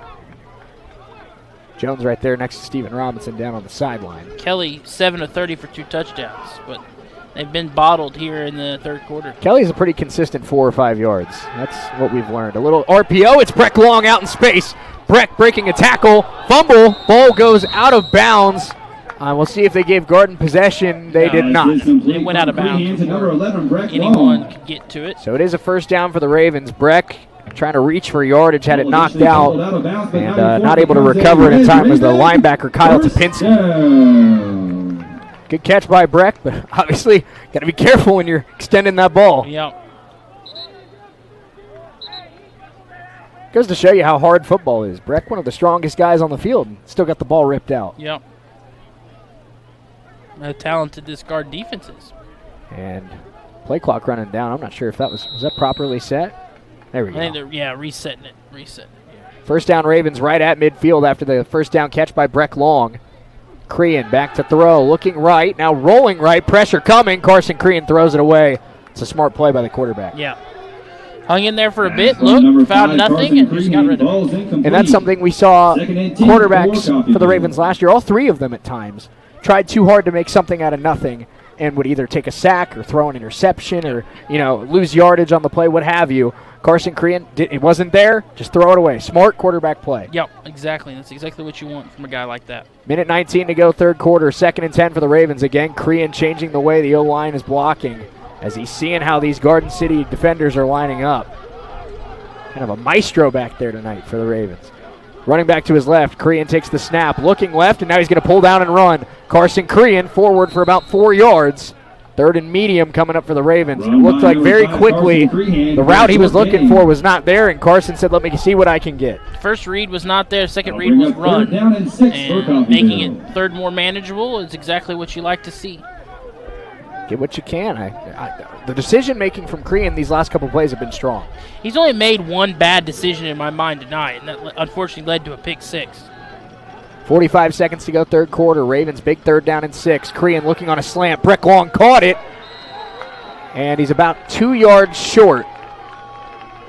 4th and short for the Ravens on the Garden City side of the field. Matt, you got to think they're going for it. Well, they're at least going to try to get him to jump off sides. And if they wanted to... They do not have to snap the ball. I was going to say, if they wanted to, they can let the end of the quarter come. They may try to see if they can get Garden to jump before the end of the quarter, or they may lull them into thinking, hey, we're not going to snap the ball until the end of the quarter, and then just snap it quickly and see what happens. 4th and 2 at the Garden City 42. This game is tied. 7 seconds left in the third quarter. Carson Crean in the shotgun. 4th and 2. Haywood in motion. 2 seconds left in the quarter, and we will go to the 4th. Ravens and Broncbusters deadlocked at 23. 15 minutes to determine which of these conference title contenders will win on opening night at Jayhawk Play. 4th quarter coming up in 60 seconds on US 98 and the Red Raven Sports Network.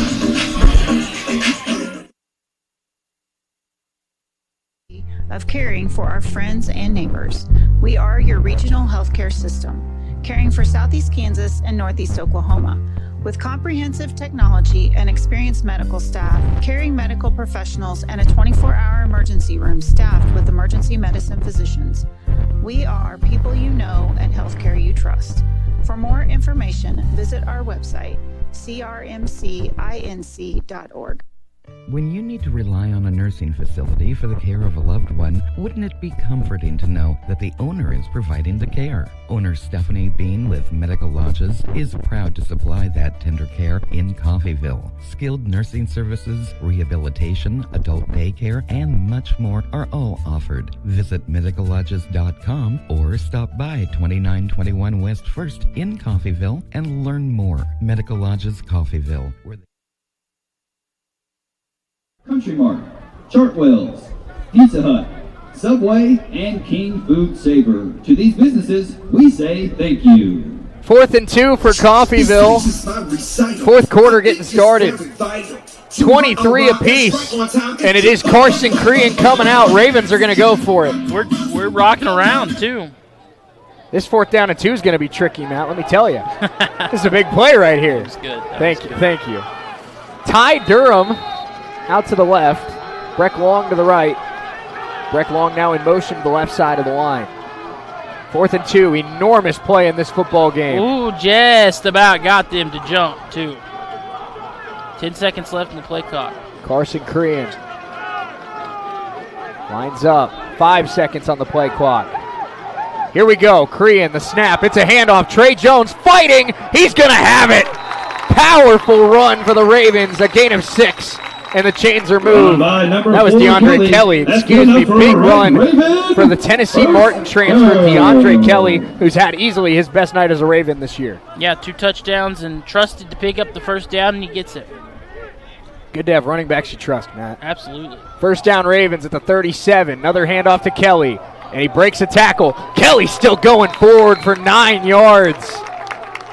And this is the idea you have if you're Coach Ortiz and Coach Dilbert. You run the ball so well with these multitude of backs, Matt. You're hoping this Garden City defense starting to get tired, and you can run it right down their throat here in this fourth quarter. Yeah, that's been the benefit. We haven't got to see it, but that's the benefit of having a lot of running backs like they do, and see how well that works out in the fourth quarter. 2nd and 2, Crean changing the play at the line of scrimmage. He's got Jet Perez to his right. Now he moves the running back to his right. Snap. They hand it off to Kelly. Kelly, the hot hand, lunging forward. I think he's got a first down. Kelly, 12 carries, 41 yards, 36 yards, and 2 touchdowns. By number 4, DeAndre Kelly per carry number, not great, but he's got the 2 TDs. He's certainly looking good so far to start this fourth quarter. First down, Ravens to the 26-yard line.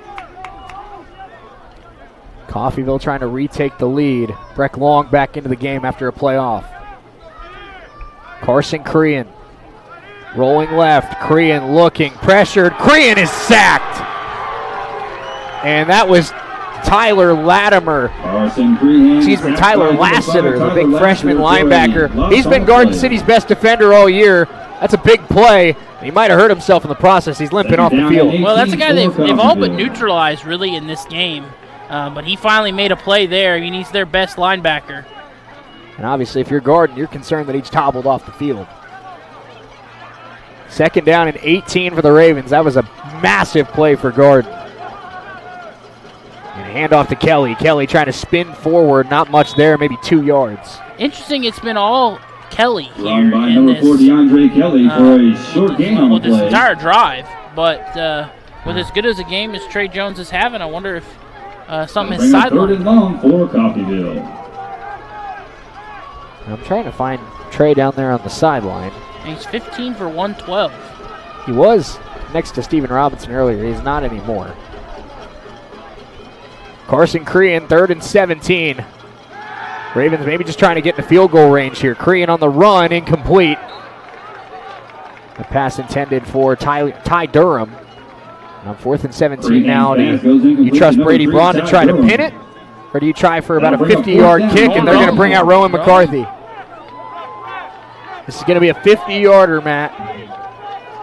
Rowan McCarthy, the reigning NJCAA Special Teams Player of the Week. Hit from 57 last week. Tied a school record with a 57-yard field goal down in Texas. This is probably the most important kick of his Red Raven career. Went 3 for 3 last week as well. He's 3 for 3 on the season. 50-yarder, Braun to hold. McCarthy gets the hold down. McCarthy's kick, sailing left, and it's no good. First miss in the collegiate career of Rowan McCarthy, and a promising drive ends up in no points for the Ravens, and now the Raven defense needs to step up and help their offense out.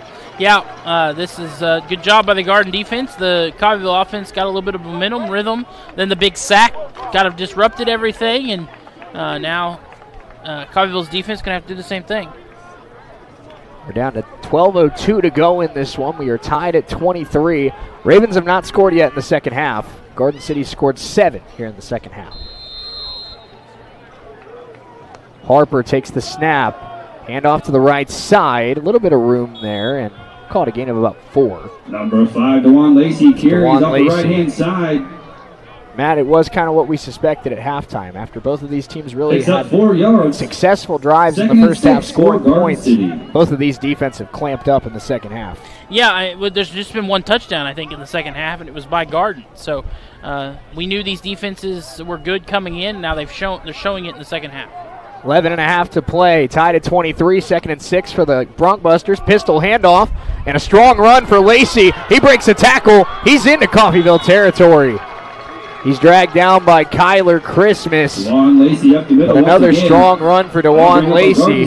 First down. Garden into Red Raven territory. Christmas tried to rip that ball out right at the end. Lacey able to hold on to it.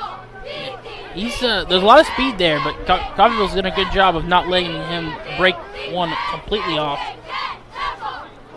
And this time RPO pull it down and nearly intercepted.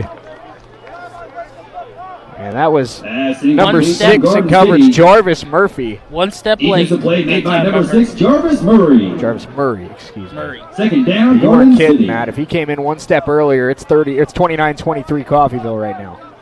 And that's what we're waiting on right now. This Raven defense that's been forcing turnovers this year to get that big one here tonight. Yeah, they have not yet. They've yet to do it. And they pull it down again. That one juggled and caught. What a snag. There's a flag on the play. Harper was down in the backfield. That is a catch for number 85, Meach McKelvey, the 5'11", excuse me, Meach McKelvey, the 6'5" sophomore out of Charleston, South Carolina. Unfortunately for him, that is erased and will not count. Number 79. On an ineligible man downfield penalty. Oh, Replay, second down. Oh, man, that's probably the best catch of the year for a That Garden was great. He bobbled it one-handed and able to bring it in. Well, that whole process was with one hand. He never had the second hand help him out. That's a big break for the Ravens. Now 2nd and 15 coming up. 10:45 to go. Ravens trying to get a stop. Garden on their own 46-yard line. Turnovers have plagued Coffeyville and penalties Garden City. Harper moves the running back sledge to his right. And they'll sweep it left, trying to get to the hole. He's back into Raven territory to about the 48. Pretty close to the original line of scrimmage. It'll be about 3rd and 9. 3rd and Run by Garden City, number 17, Tico Suba. Red Raven defense to get off the field here. What? Gain of 6, that'll bring up 3rd down and 9. The 43, 44 for go for it? Yeah. I'd say so. Giles is not in the game on this 3rd down. It's going to be Cyprian and De'Arich Jackson on either side, the edge rushers. 3rd down and 9 here for Garden. Big blitz shown here for the Ravens. Rolling right. Harper throwing on the run. Caught, but was he in bounds? No. And we're going to have a conversation incomplete. Good roll, good throw. Just couldn't quite lead. That was about a half a yard away from being a really good play. It'll be 4th down and 9 for the Broncbusters. 4th and 9, and the Ravens do get that stop, it appears. It looks like Garden sending out their punt team. So what was almost a 30-yard one-handed catch to put them in position to take the lead turns into a negated play, and the Ravens able to bend but not break. Coffeyville has not trailed since it was 3-0, Matt. And now they'll get the ball back with a chance to retake the lead. Ty Durham back for the punt. They get it off with 2 on the play clock, and Durham is going to let this one go, and it takes a Coffeyville bounce out of bounds at about the 17. Yeah, the punters have been good for both these teams tonight. I've liked what I've seen from the Punt special goes teams. out of bounds for Jayhawk Garden special City. teams, it's It'll be going up in Coffeyville quality. taking over That's first for and sure. 10 from the 17-yard line. Coffeyville again. Now, again, this is where you like the style of Coffeyville's offense. It's a tie game, 9:44. You know what I'd love right here? About a 6.5-minute drive and a touchdown. I don't mind that at all. I like Joseph Fick what he just did there. I don't know if you saw that. He goes over to the huddle where Carson Crean's getting the instructions and holding his helmet, and he almost popped in there like, y'all okay? You need me? Good, You guys, okay, you, all right. you sure? Okay. I'll stay over here. All right. I'm over here if you need me. If you need me. Yeah. They know where he's at. Carson and Joseph, very good friends, so it's a friendly competition on this team. Handoff, Trey Jones. Trey Jones back in the game. Trey Jones powering through defenders and across the 40. Welcome back into the game, Trey Jones. Yeah, Trey Jones back in the game and back making a big play. He lowered the shoulder and sent a safety about 3 yards down the field. I guess their thought process was Kelly's playing well, so let's give Trey Jones as big of a break as he can. We'll bring him in here and let him have some fresh legs. First down at the 43, Crean in the shotgun. Handoff and bobbled the snap. Ball's out, Crean falls on it. It's a loss of 2. Second time a low snap. Crean's been able to recover. That's, what, 4 fumbles by Coffeyville, only 1 turnover. Second down and 13. But that was They've just dodged the bullet a couple times yeah, tonight. bad handoff there. Carson Crean showing some good hands pouncing on these footballs. Second down and 12 here for the Ravens. 8:45 to go. Ravens at their own 40-yard line. Need to get to the 47 for a first down. And Crean, I don't think there was the right communication on that play. That might have been a broken play. Yeah, Crean took the snap, looked like he wanted to throw, and then immediately pulled it down. And it's going to be third down and long here for the Ravens. After a great run by Trey Jones, 2 plays that really have killed this drive, and they've both been, it feels like, preventable plays. Third down and 13 for Coffeyville. Miscommunication on the handoff and then a broken play, whatever the case was there. Third and 13. We're down to 8 minutes to go, and every drive so important. These plays feel like they could end up costing the Ravens here in this fourth quarter. Is it? Crean, we know what Crean's capable of with that arm. We might need a big throw here on third down, Matt. Who do you look to? Back to throw. Crean stepping up, and there's the face mask. It comes in late. The flag is down. It's a sack for Garden City. It might end up being a face mask. That was a heck of a play, though, by the Garden defender. He tackled Carson Crean through Trey Jones. Just got a little too much. I was going to say, Carson's readjusting that helmet, so it is what we suspected.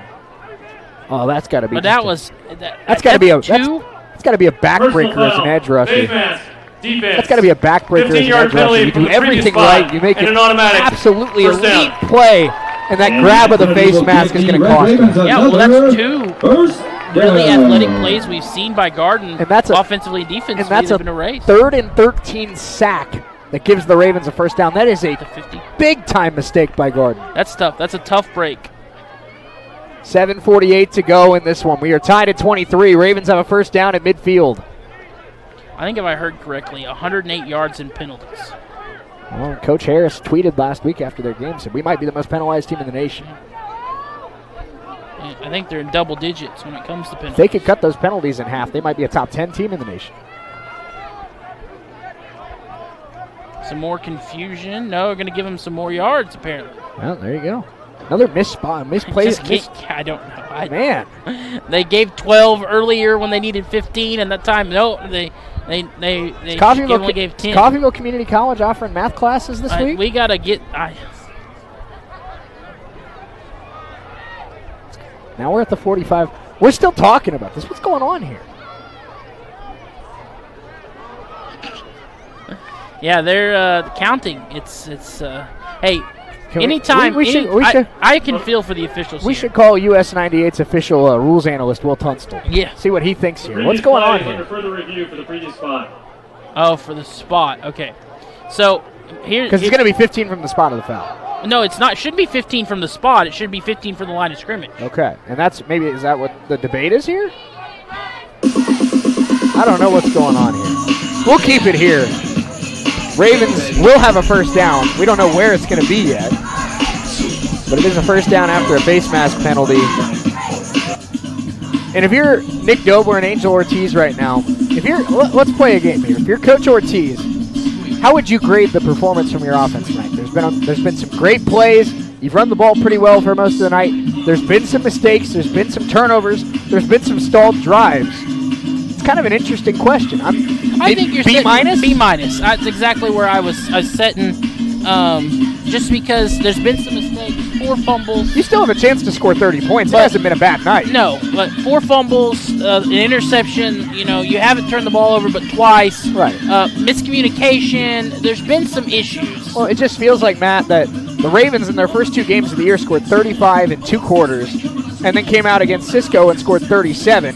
And it feels like if it weren't for some self-inflicted wounds, they could be at 37 again tonight. This is a high-powered offense that has almost been shot in the foot by themselves a few times. Well, but you could say the opposite for Garden. They've kept drives alive. I mean, think about the last touchdown drive by Coffeyville. There had to be probably 45, 50 yards of free yardage from Garden. Coffeyville would have punted by now if it wasn't for that face mask. Yeah.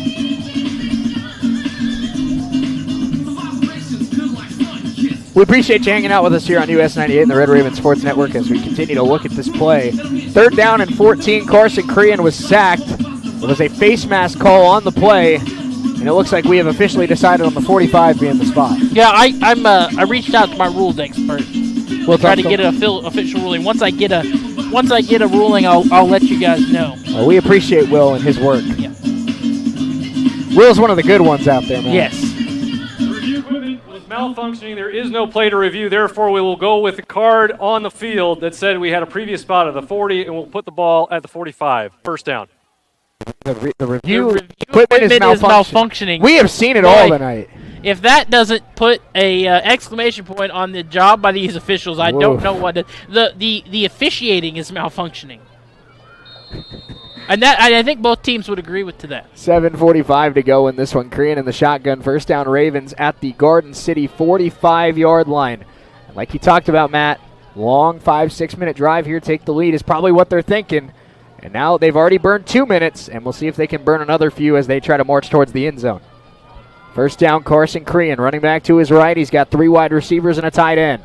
Crean back to throw. Pressure. Taking a shot down the seam. Looking for Jet Perez. And Durham nearly pulled it in. It kind of ended up in between the two receivers. Yeah, I don't know who that was to. Perez I think it was intended to Durham. Well, Perez was the one who was almost more open.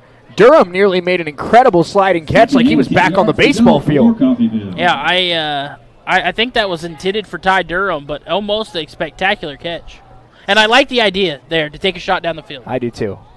7:18 to go now, 2nd and 10 following the incomplete pass. Carson Crean. Trey Jones to his left. And they're going to go monster stack on the right side here. 2 wide receivers on top of each other. It's a handoff to Jones. Jones hurdling. And inside the 40 to 38, gain of 7. Run up the middle for number 0, Trey Jones. Sets up 3rd and short. He is, I don't know if he just woke up mad today or what, but he is running hard out there tonight. Trey Jones. That Isaiah Pacheco angry runs. Clearly lived in the weight room in the offseason. Oh, yeah. The massive improvement, man. That kid put in some work this year. 3rd down and 3. It's another handoff to Jones. He's trying to get to the outside. This time Garden's going to stop him to about a 1-yard gain. And again, 4th and 2, Matt, from the 36-yard line. You saw McCarthy miss from 50. This would be 53, and now you got to think you go for it here for Coffeyville. I think you got to go for it. There's still 6.5 minutes left here in this game.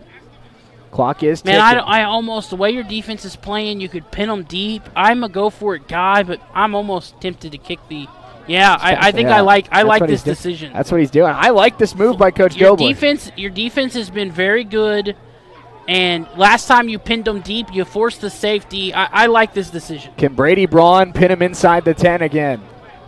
He got real close last time. That ball just about died on the 1. The sophomore, they might have to take a timeout here. Are they going to give him the 5 yards? I think it might be the intentional 5 yards. That'll give him some room. Give him if I'm Kiyoshi, I decline this. Coach Harris. No, he's not going to decline it. So. Brady Braun, the redshirt sophomore out of Indianapolis, Indiana.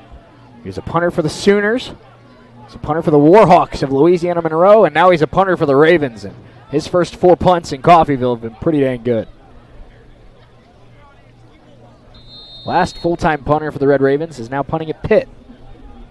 So punters are made in Coffeyville. We've had several come through here. 5:57 to go. Brady Braun out to try and play the field position game for Coffeyville in a tie game. Snap is good. Braun steps into it, nearly blocked. And it'll be caught at about the 13, trying to get to the edge. Garden trying to turn something out of this. And a nice tackle on the edge at about the 18-yard line. And who else but the sophomore Kyler Christmas? Man, it feels like we've seen 4 or 5 times tonight, Matt, where Garden could have something really special, and Kyler Christmas kind of bails out the defense. Yeah, he's your safety blanket. It feels like he is. Normally it's Jaden Shepard, and I think we talked about multiple guys stepping up. I think Kyler, Cyprian. There's been several guys that I feel like have stepped up to fill those shoes that were missing from Shepard. And I like what I've seen from Jarvis Murray tonight at corner. So here is Garden starting at their own 17. Harper takes the shotgun snap. It's a handoff, and he's tripped up after about a 4-yard pickup. Good thing, too, because he would have had about 15 more. There's a big hole right up the middle. Dewan Lacey up the middle. Dewan Lacey, they'll call it a 3-yard gain, so pretty generous spot there for the Raven defense. And now Garden thinking the same thing. They're trying to burn the last 5 minutes of this game and kick a field goal to win. This clock is ticking. They haven't turned them over yet. I'd love to see a big turnover here. 5:11 to play, tied at 23, 2nd and 7 for Garden City. And a fake and a big-time sack for the Ravens. And it's De'Aaron Jackson again. DJ with his 2nd sack of the night. The Atlanta kid coming up big. That was great to see. You fake handoff, doesn't bite on it, and just takes the quarterback down. A nice, clean hit. Oh, that's a big play by one of their best edge rushers early in this season. And now 3rd and 11 coming up for Garden. Got to find a way to get a stop here if you're Coffeyville. Get a flip field position, too. That punt going to come in big if they can stop him here. 3rd and 11. Harper in the shotgun. He's got 3 wide receivers and a tight end. Now moves the tight end out wide. 4 wide receivers here for Garden. They snap. 3rd and 11. Looking right, now switching back left. Harper stepping up, throwing to the sideline. That's a nicely designed play. It's going to move the chains for Garden City. Harper looked like he had run out of options, and at the last minute he turns, flings it to the sideline to Lacey, and it gets about 18 yards. Now that's a good guy to have in the open field because at his speed, you knew he was picking up a first down. 4:18 to play. First down Garden now at the 38-yard line. And a big 3rd down conversion for Garden City. Now, if you're Coffeyville, you got to find a way. Get a stop again. Lacey with the handoff, trying to cut it back inside. He's got about 8 yards. If you're Kiyoshi Harris right now, you're thinking, can Dewan Lacey get me 30 yards where we can kick this for the win? Give him a chance to try to take the lead. Be their first lead of the night. Coffeyville's led the whole game. Jackson a little slow to get off the field. Looks a little hurt, but will trot off. Maybe a little cramping at this point of the game. Could be. Yeah, and he just immediately went for the water. Might just be needing to stretch out for a moment. 2nd and short. He's already moving towards the sideline. It seems like he's okay. 2nd down and 1 here for Garden. They're nearing midfield. Ravens trying to come up with that big stop they've been waiting all night for. Running back is going to be pushed backwards. I don't know if he got there. Coffeyville stands tall. And the ball goes loose. Oh, and the ball came out. Wow, there's that turnover. Matt, Fred Giles fell on that football. We talked about De'Aaron Jackson and Fred Giles being one of the best dynamic edge duos in the Jayhawk. Jackson has 2 sacks tonight. Giles comes up with the biggest play of the night, falling on the football and really confusing everybody here except for that Ravens sideline. Yeah, well, and the officials are talking this over. If the replay equipment is malfunctioning, do they go with what's on the field? Can you even look at this? And I think that's what Coach Harris is asking on the sideline. I think, are they trying to say that momentum was stopped or what's? Fred Giles.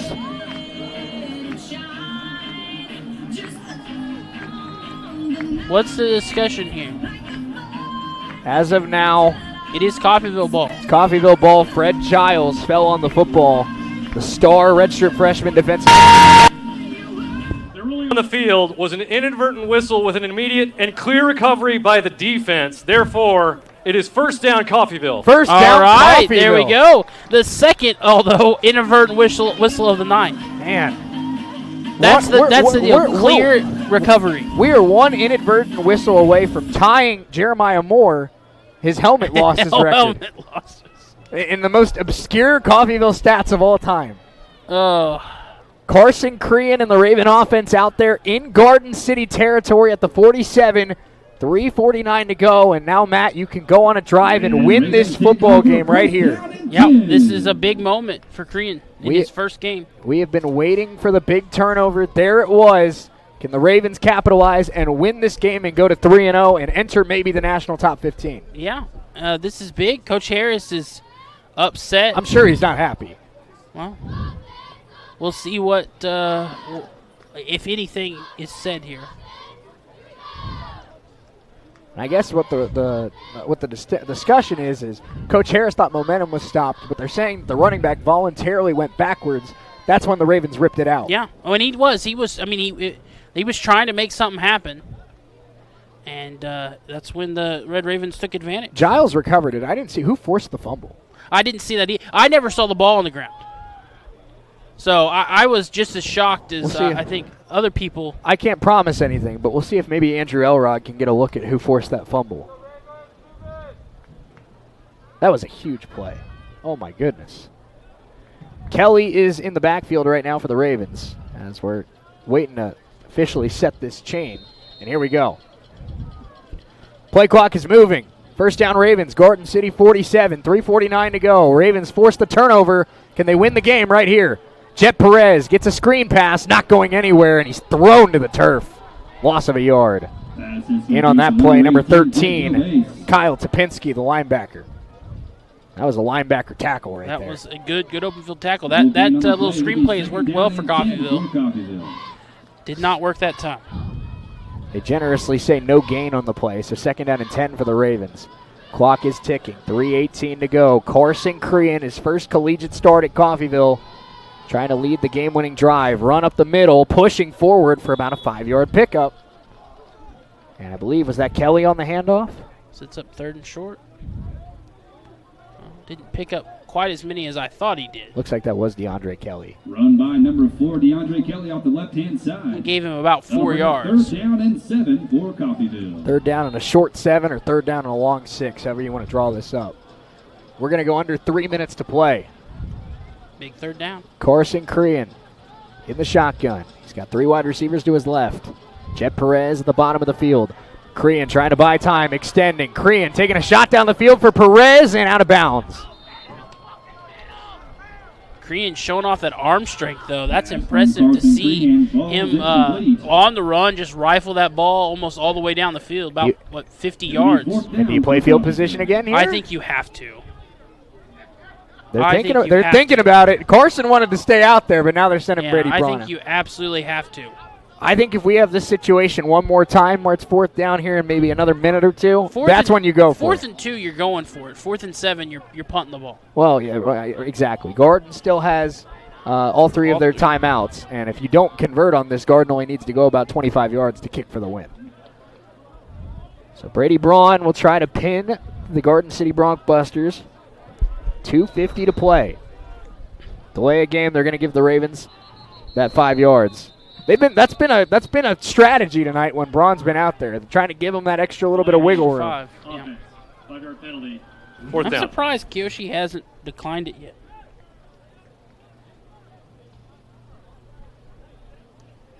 You know, in the old Madden games, you get kicked for excessive griefing after doing this for a couple That times. is true. That is true. I think it has to be so many times in a row. To 2 minutes and 50 seconds.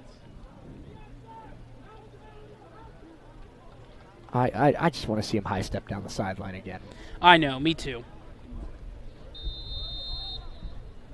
2:50 to go. Ravens punting from the Garden City 49. Brady Braun trying to pin the Broncbusters deep.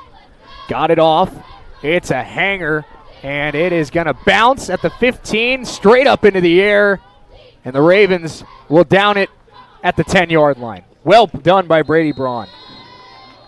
2:36 to go. Garden City going to have to go about 60 yards to even try for a kick for the win. He did the old golfing, the old drive. Man, let me tell you, he's fun. He is fun. I don't know who Coach Dobler's thinking of for a special teams player of the week this week, but I know who I'm rooting for the fun guy player of the week. Yeah, I am. Brady Braun has put himself firmly as my favorite Red Raven. His celebrations are second to none, man. Look at him. He's just going down getting ready to do it again. If I hear that he's coming to the coaches' dinner, I might have to just make an appearance just to talk to the guy.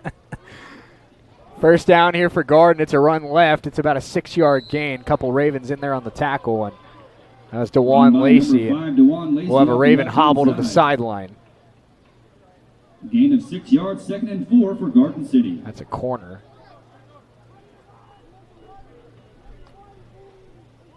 Hand off right. Lacey, nowhere to run.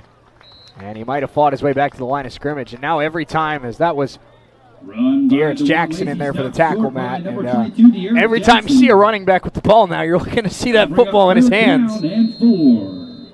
We have 2 minutes to play. 3rd down and 4 coming up for Garden City. This game is tied. Do we potentially have overtime on our hands at Veterans Memorial Stadium? We'll find out. We're back in 60 seconds here on US 98, the Red Raven Sports Network.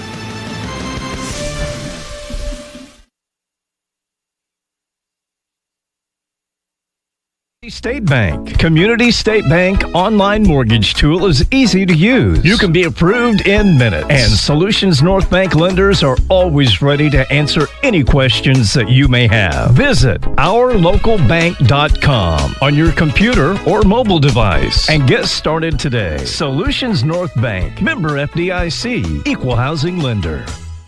Helping you move forward. That's what Coffeyville Community College does. Whether you want to increase your ability to advance at work, learning to earn a 2-year, or just want to expand your horizons, Coffeyville Community College can help. And CCC is flexible, offering a traditional college setting. Fast 8-week classes or even online classes. CCC can meet your needs your way. Call CCC at 620-251-7700 or visit them online at coffeyville.edu.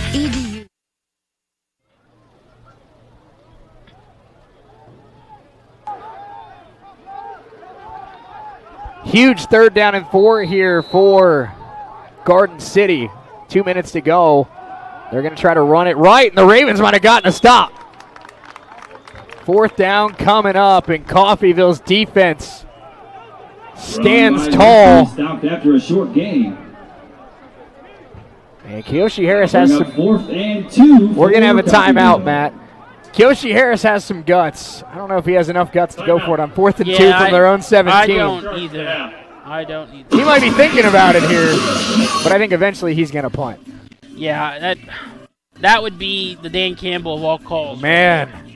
Well, that's just the if we get it, we win. If we don't, we lose. Yeah, I mean that's what it boils down to. We'll see. Because if you're the Ravens here and if they decide to go for it, they don't get it, you're in the red zone. Automatically in field goal. Garden, did they call? That was a Raven timeout, I believe. Was it? Yeah, Red Raven timeout. So minute 44 on the clock. Garden still has all 3 timeouts. So they could force you to have to pick up a 1st down. Yeah, Coffeyville called the timeout to prevent them from running the clock down. 4th down and 2. Do you watch out for a fake punt here? No. You don't think? You talk about gutsy. Yeah. Man, it's the Jayhawk. You never know what you're going to get. If Ty Durham can make something fun happen on a return here. Ty Durham hasn't had the ball in his hands a lot tonight, but he can make some defenders miss when he does. He has great speed. Probably the primary deep threat receiver on this team. Snap is a good one. Ravens send some pressure. They do not hit the kicker. Smart play there. Durham will take it at the 30. Durham trying to get to the sideline. Kyler Christmas tries to give him a block. Durham's got nowhere to go. He's running backwards. Oh, that was a mistake. That was a mistake. Durham lost about 5 yards. And burned about 15 seconds. Yeah. That was a really smart play. I don't know if you saw that, Matt, by Kyler Christmas, where Ty was coming to the right, and Kyler had a gunner running right at him, and he kind of put his hand out, but he didn't, push him in the back. Yeah, and just kind of, good block. Kyler, that's a theme we've seen all night tonight, Matt, is Kyler Christmas just makes smart plays on defense. Yeah, he's just a really smart football defensive player. leader for a reason. Well, and we heard from him in the pregame show. Jaden Shepard, kind of the vocal leader of this team. He's more of the leader on the field. Well, now Jaden's hurt right now and not playing. Kyler's probably got to be the leader both vocally and on the field. Yes, Carson Crean at his own 26-yard line. Ravens in a tie game trying to go down the field and win it. It's a QB draw. Crean's got some room. He's out across the 30. It's a gain of about 6 yards. We know that Carson can, when he I don't gets mind that play downhill, call. when he gets downhill, we know he can move. They've got 2 timeouts. Get the clock running. Let Carson catch his breath a little bit. 2nd and 3. Move the chains, and all of a sudden some weight goes off your shoulder. Pressure. Crean stays on his feet and throws it away. What a display of strength. He had a Garden City defensive end hanging onto his leg. I thought maybe there was a receiver in the area. I was just making sure we're not going to get ourselves a. Okay, Number 18 was in the area. That's there a you good go. call. 3rd and 3 coming up. With this officiating crew, I was a little concerned. What are you looking at here, Matt? They have Cam Paul on the field as the second tight end. Do you go short to Breck Long? What's the play call here? Yeah, I think you go something quick here. I think you go RPO and let Crean make a good decision, try to pick up a quick 3 yards. 3rd and 3, 1:04 to play in regulation. Tie game at 23. And the Ravens are going to hand it off. Trey Jones across the 40, across the 45. Trey got to hang on to the football, and he's up to the 48 where about 4 Broncbusters wrestle him down. Man, it took half that defense to bring him to the ground. Yeah, I like should the have run, known. good strong running, but at the same time, he burned about 5 seconds that he didn't need to there. I should have known. Big play go to Trey Jones. Yeah, that's and he had a big play. They 50 needed 3, he picked up much more. 50 seconds to go. Ravens still have 2 timeouts. They're trying to get in field goal range for Owen McCarthy. That one batted down and could have been a pick. He did that same thing against Wesleyan, and it was batted down as well. That's been my really only gripe with him is sometimes he gets a little too locked onto the wide receiver. And we saw it happen earlier. He threw the interception. But that does stop the clock, and it's still just 2nd and 10. 41 seconds to go. Ravens probably about 20 yards away from a reasonable field goal try. Crean, quick screen, Perez, and Garden read it well. That has worked for them, and now Garden knows it's coming. And now the clock is ticking under 30 seconds to go. It almost feels like the Ravens might be trying to play for overtime at this point. We'll see what you take a timeout here to discuss. I think when Coffeyville did take the timeout, I was going to say who called the timeout. I think if you can get, I think you still need a first down. I don't think there's. It'd be a 58-yarder at the very least. We would need a record-breaking kick for Rowan McCarthy to hit one without getting a first down. But do you think, Matt, on this 3rd down and 13, you go for like 7 or 8, set up 4th and 5, and then you go take your shot? Yeah, I'm now with only 20 seconds left, you can maybe take that chance. I think if they get to 4th and 2, I think you trot out the field goal kicker. The only problem with that is it puts them in pretty good field position. They would only need 20 yards, 20, 30 yards to get it. They got timeouts, and they have all 3 of their timeouts. You pick up the first down, it's a mute decision. Man, what a home opener this has been.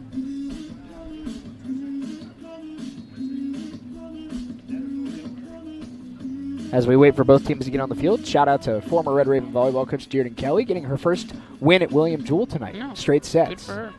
So congrats to Coach Kelly. 3rd and 13. Carson Crean, Trey Jones to his right. We've got 3 wide receivers and Breck Long. Joseph Vick starting to throw on the sideline, Matt.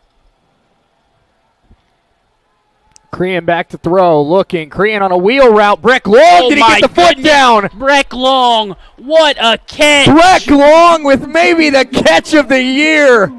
First down, Ravens.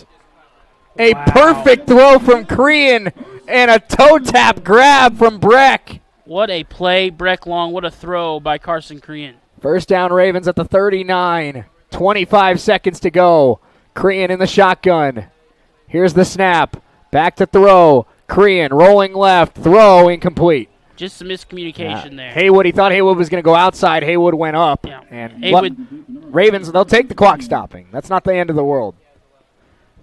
19 seconds to go. And if the Ravens get a chance to kick for the win here, Breck Long with one of the best plays you will see from a Raven tight end. Yeah, I think how many more yards do you need to feel comfortable? I'd say 5. 5 or 6. I'd say you want to feel comfortable. I'd say you'd want to get to the 25 or 30. I agree. I want one more first down. And you're going to feel good. I think you could try it with 5 or 6. Korean QB draw trying to get to the edge, and he's going to get to about the 36. I like that play. I like that play. Go to the sideline, get out of bounds, save your timeout. 4-yard gain. And now, Matt, you only have one left. The question here, do you go aggressive and go for the first down? Do you give it to Trey Jones, get what you can, and bring out the kicker and try to win it on the last play of the game? Yeah. That what you do? Yeah, that's what I do. That's why I like him getting out of bounds. Well, and Gordon's got to know Trey Jones is probably getting the ball here. And if you're Trey, you got to remember. 2 hands on the ball. Well, and if you break free, watch that clock. And this might just be a run commit here from Gordon, and it pretty much is. Trey Jones trying to get to the middle of the field, falls forward to about the 32. And Gordon's going to call a timeout, I think, to make sure this isn't the last play of the game, which I think is very smart. Yeah, at least give him a shot to take a shot down the field. Their third and final. So Carson Crean. No, Coffeyville took it. They took it. With 7 seconds left. That's a little odd. Interesting. Carson Crean a little giddy as he came to the sideline, Matt. He's taking a lot of hits tonight. This is big because you got to think Garden probably. This would be about a 49-yarder, teetering on 50. Rowan McCarthy missed from 50 earlier tonight. Garden probably is going to take try to ice him with a timeout here. And I'm sure that's what Coach Dobler and the special teams coach told Rowan. The freshman from Lee Summit, Missouri. Rowan McCarthy. 7 seconds left in this one. Ravens trying to start 3-0. You said it on his last kick. This is the biggest kick of his short Red Raven career. And there's the timeout from Kiyoshi Harris. We're not going to break. There's no shot. There's no shot. No. Scott, back in the studio. You can prop your feet up and take it easy here for a minute. Hopefully you're watching on YouTube and listening as well, and see what happens. I like this. You see the rest of the special teams unit kind of huddling up, Matt. Rowan McCarthy's standing in that exact same spot. He's like, I'm here. Here we go. Yeah, I like that. Visualize and commit yourself. Rowan was on the coaches show this week. We talked about what it means to him to be trusted by this coaching staff to kick from 50 plus, to be trusted to boot one from 57 and hit it. He said, means the world, gives me confidence when I go out there. Well, they're going to need him to have some confidence right here. It's a 49-yard field goal. 49-yard kick. Tie game at 23. Rowan McCarthy trying to send the Ravens to 3-0.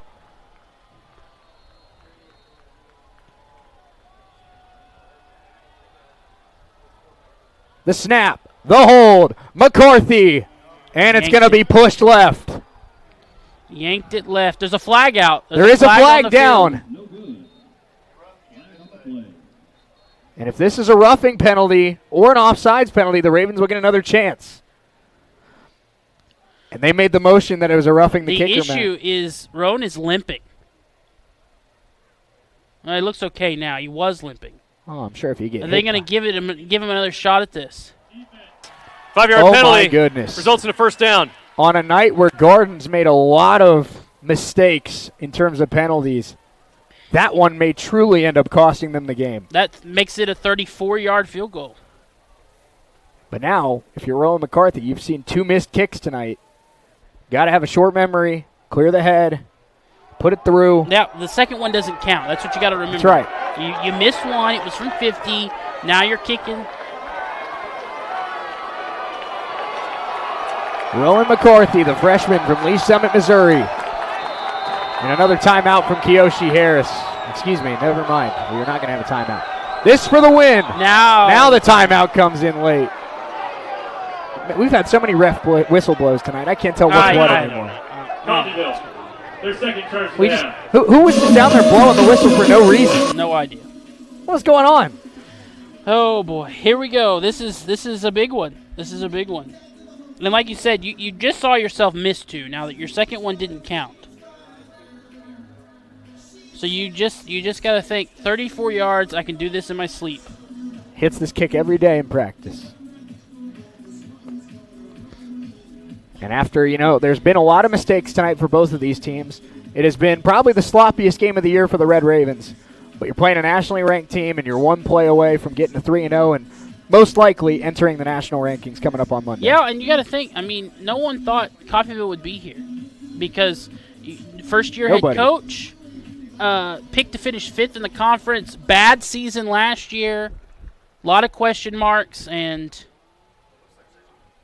Well, you got to deliver right here. 44-yard kick. They're marking it at the 27. They called it a running, not a roughing. Yeah, so 5-yard. 44 yards for the win. Rowan McCarthy on its way. It is no good. No good. Pushed it left. Ravens were celebrating. They thought he hit it. Man, I thought he hit it. Ravens were on the field celebrating. They were in disbelief. I thought he hit that. Oh, my goodness. Man. Well, we're headed to overtime. We are headed to overtime in a very, very odd way. Let's take a 60-second timeout. We'll be right back here on US 98 and the Red Raven Sports Network.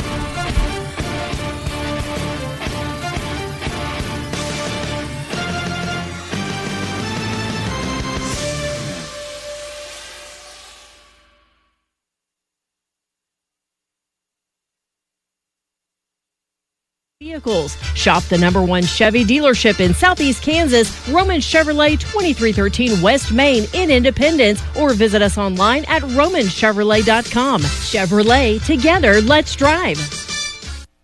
Make your home more comforting with help from Derailed Commodity.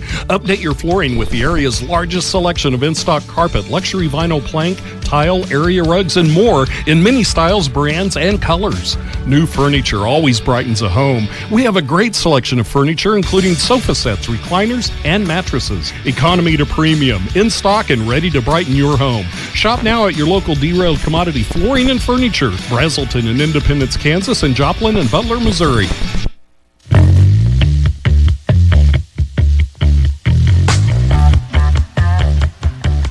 Red Ravens, Bronx Busters.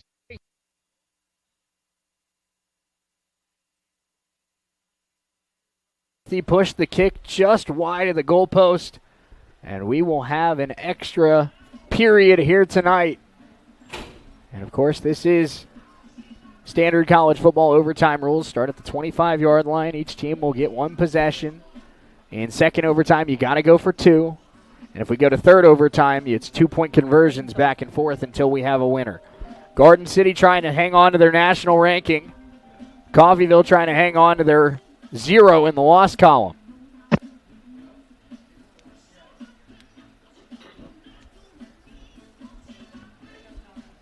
What a game we've had here tonight. Ravens have not scored since the first half. That is worth noting. Ravens were held scoreless in that second half. They did have a chance, like I said, to kick for the win, but have not scored since the second quarter.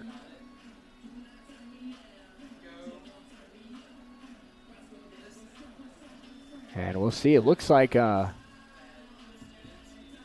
waiting to see the formations go out on the field. Looks like the Ravens are going to start on offense.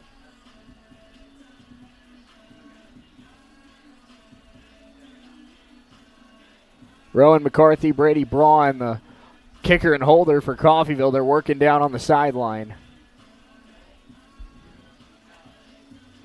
That's a big leadership play there you see from Devin Waller going over to the kicker, trying to get him back in the right state of mind. Carson Crean and the Ravens have the football first here in overtime. Crean's first college start at Coffeyville. And he has a chance to be a hero here in overtime. Trey Jones, the running back, to his left. Shotgun snap, Crean. Handoff to Jones, and that is blown up. And back into the game and making a huge play there. It's Tegan Haynes, the freshman linebacker out of McPherson. First time we've really seen Trey Jones go backwards tonight. It's a Kansas kid, Tegan Haynes, making the play. 2nd down and 14 for Coffeyville. Crean changes the play at the line of scrimmage. Ravens have about 9 seconds on the shot clock. Or on the play clock. I do that all the time. Snap for Crean. Back to throw. Pressure. Crean running, trying to extend the play. Got to get rid of it. And he throws it away. Man, he had a receiver open, too. Crean wanted a roughing the passer call. He said he got hit in the helmet. There is no flag. Blitzing on the play was the linebacker, Tyler Lassiter.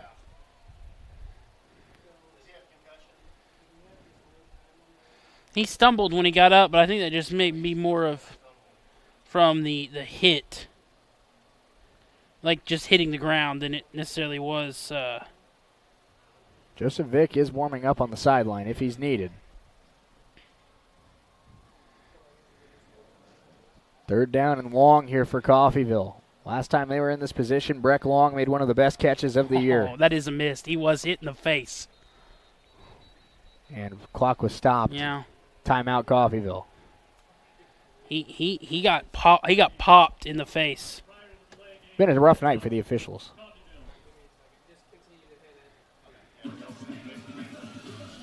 Yeah.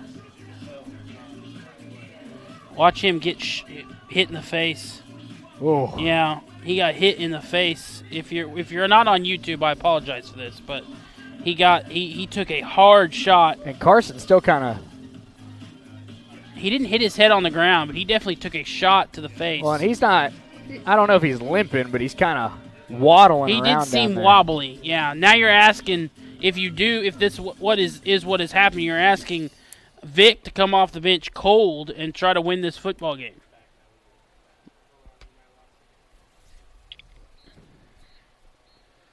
Garden has done a good job here defensively. They certainly have. In overtime. And obviously, here comes Vic. Joseph Vick coming into the game. Carson Crean exits. He's standing right there against the sideline, though. You know, he's antsy to see how this goes. Yeah. Joseph Vick started last week against Cisco. He's asked to do a whole lot here on 3rd down. Back to throw. Vick stepping up. Throws on the run. Intercepted. And Garden City coming back the other way. That's the ball game. It will be a pick 6. And Garden City will escape. 29-23 in overtime. The Bronkbusters come away with the pick 6, their 2nd of the night. And Coffeyville heartbroken on the home sideline. Oh, that is a tough way to lose the game. I think De'Aaron Jackson, a perfect picture right there. Hunched over down there on the Ravens sideline just in disbelief. Ravens had plenty of chances to win it tonight, but come up short. Garden City with 2 defensive touchdowns, and Kiyoshi Harris spoils Skip Foster Appreciation Day. That's a tough way to lose a football game. Your quarterback gets hurt. You miss the field goal for the win. Your quarterback gets hurt. You have to bring in the backup who's cold, and he throws a pick 6 to end the game. Garden only scores 1 offensive touchdown. Unbelievable. Ravens in shock and awe. Garden City celebrating on their way back to the buses. Red Raven postgame show coming up next. Let's step away for 2 minutes. We'll be right back.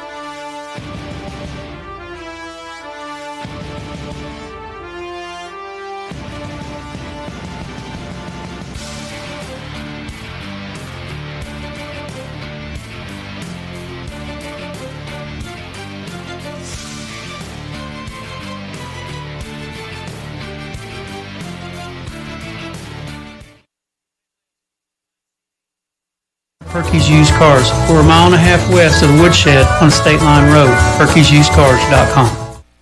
In a life-threatening emergency, physicians matter. That's why at Coffeyville Regional Medical Center, we staff our emergency room with emergency medicine physicians 24 hours a day, 7 days a week. ER physicians at CRMC have access to general surgeons, specialists, medical imaging, lab services, and the technology needed in an emergency, all right here. If you are faced with a life-threatening emergency, insist on the best and say, "Take me to CRMC." Peace of mind. That's what you get when you or a family member can stay in your home when health issues arise. Windsor Place at-home care makes staying at home possible. Whether it's a disability, aging, or illness, Windsor Place at-home care has the staff and resources to properly support you in the comfort and familiarity of your own home. Specializing in working with Medicaid patients, providing in-home support and care, Windsor Place at-home care is there for you. Find out more, visit windsorplace.net. We actually make our own sandwiches. They are prepackaged the night before, made, cooked, loaded on the trucks the very next morning, and in the machines in less than 12 hours. I'm Adam Vanderlinden, General Manager of Imperial Vending. I've been in the business for 30 years, and we just transitioned over to Imperial. We were formerly Stevens Vending. We have a set of core values that we follow. You're going to get quality, variety, immediate service, total commitment, and you're going to get a great partnership. Imperial Vending, world-class service.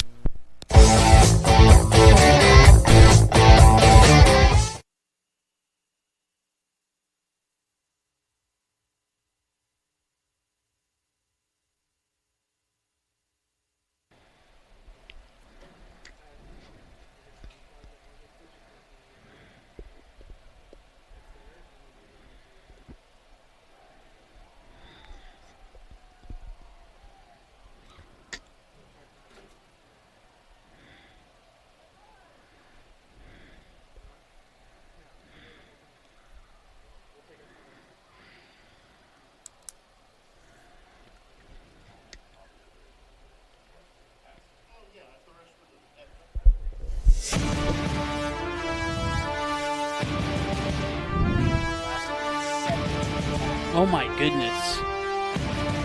I didn't think you...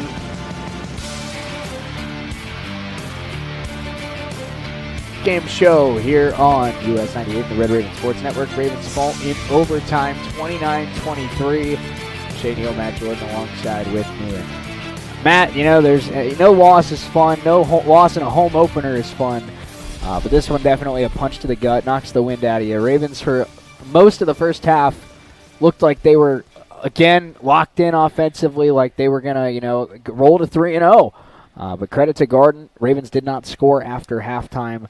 And two big pick sixes for Garden City. They win this one in overtime, 29-23 on a pick six. Yeah, just a tough way to lose a game. We talked about it in the opening. It was turnovers and penalties. And, whoever made the least amount of mistakes was going to be the team that benefited here. 3 turnovers for Coffeyville, 1 for Garden. Now, Coffeyville won the battle of the penalties. Garden, 11 for 118. Coffeyville, 10 for 55, but you can take 3 of 15 away because there's intentional. But I was going to say, I'd almost rephrase it. It wasn't the who committed the least amount of penalties and turnovers. It was who committed the last penalty and turnover. And it was the last turnover. I feel for Joseph Vick. Stat line comes out 0 for 1 and a pick because he just came in cold and stepped up, tried to make a play, and just couldn't do it. And we saw the play on the replay on the Red Raven Sports Network. He did have a receiver streaking towards the end zone open and right behind the corner. It's hard to ask for a guy to come off the bench, throw a pass on a 3rd down and 14, his first throw of the game. So, I mean, obviously it's heartbreaking, but you can understand why that wasn't a dime because he'd been throwing on the sideline the whole game. Yeah, he's cold. It's hard to come in cold. But man, it's a tough one. This is one of those losses that either derails your season, or you learn from it and you improve and go have a great rest of the year. No doubt about it. Well, we heard from Coach Dilber on the Red Raven Coaches Show that something he was really looking for from this group was how they were going to respond to that first time that somebody punched them. And the first time that somebody punched them was that opening play touchdown by Cisco last week. Ravens responded really well to that. This is the first knockout punch they've gotten. This is the first time somebody's, gotten uppercut on the jaw, and the Ravens are knocked down. And will they get back up? Or, like you said, this could be something that, really kind of spirals this season to a place we don't want it to go. Or this could be a resilient group that, goes back to practice on Monday and says, I don't want to feel like that again, and they go back and they attack and they go get Butler. Yeah, and now you got to go to Butler, and a place you've had success the last several seasons, going to Butler and kind of doing. We've had Butler's number, like Garden seems to have our number. So I like our chances heading to Butler next week. We'll see what the quarterback situation is. I'm still interested to hear why Crehan tonight. And not Joseph Vick. Maybe it was a matchup thing, but there's still a lot of question marks at the quarterback position. Well, and now, Matt, going into the Butler game, it's not just do you have a guy that you like better on the field as the quarterback, it's can Carson Crehan play? Yeah. It might be Vick by necessity now because Carson Crehan, of course, exited that game with an injury in overtime. Also, I tell you, this is great to see down there. I'm not sure who the player is, but Jaden Shepard is kneeling with a player who is definitely upset. I cannot tell who it is. It might be Rowan McCarthy. And Jaden is just sitting one-on-one with him, just having a conversation with him. That is a leader. No doubt about it. And that's something we've heard all year long. And look, there's a Garden player going out to join him as well. But that's Harper. That's Harper. And Harper played really well coming in, obviously, in that game, cold off the bench, and really led this Garden team to a come-from-behind victory. But like you said, Matt, I mean, something we've heard from Dirk Andrews, of course, who's a professor at CCC, something we've heard from Coach Dobler, Coach Eldridge, really anybody who interacts with Jaden Shepard. This guy is not just a phenomenal football player. He's a guy that his teammates look up to, his coaches trust with everything they got. He's very important to this Red Raven team on and off the field, and a guy like Rowan McCarthy is going to remember that conversation. Yeah, I mean, that's just great to see. Rowan obviously taking this loss very hard. He missed 2 field goals in this game that could have been the difference. But for Jaden just to kneel down there with Rowan, who's dealing with a tough loss that he feels responsible for. He shouldn't. It's not his fault, but he does feel a level of responsibility for it. And for Jaden just to sit down, that's one of the best things. I've seen a lot of great things. That's one of the best things I've seen on this field. No doubt about it. Now, it's something we talked about, before the post game even started, Matt, is this game not only could give, there's 2 directions the team could go from this.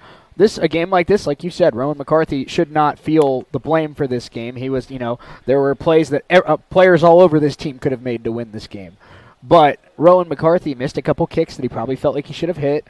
And it's easily a performance that can get in your head if you don't have a guy like a Jaden Shepard that comes over there and says, hey, man, everybody has a tough night on this field. We trust you. You're our kicker for a reason. You tied a school record last week. Shake it off. Let's go back to work on Monday. You'll hit the next one. And that's so important for a freshman to hear like that. And, Jaden Shepard, we talked about it down in Cisco last week, a really scary injury. We're very thankful he's okay and much better than we initially thought he was. We can't wait to see him back on the field, but even if he's just on the sideline hyping his guys up, obviously you can tell it's a very important thing. Yeah, absolutely. And I'm still very excited about this team going forward. I'm very, very excited. I am as well. This is a tough loss, but this does not change my opinion that there's a lot of talent on this team. I think they're well coached. I think they played a top 15 team in the nation tonight, Matt, and they lost in overtime. And there were times last year where and no individual disrespect to anybody that was a part of last year's team, but you felt like if the team from last year was on this field tonight, they'd probably lose by multiple scores. Oh yeah, the team on the field here tonight, they pushed Garden City to overtime. They had their chances to win against a really good team, one of the best teams in the nation. I think now we're going to learn if this team has a short memory, but I think at the very least they showed tonight when they go to Butler, when Highland comes to town, when Hutchinson comes to town, this team's going to battle. They're going to compete. Yeah, absolutely. And that's what you want to see at the end of the day. It's a tough conference, and that's what you want to see. It's the Red Raven postgame show. We're going to take one final break of 2 minutes. When we come back, we're going to name our US 98 player of the game. Put a bow on this one. Don't go anywhere. We'll be right back.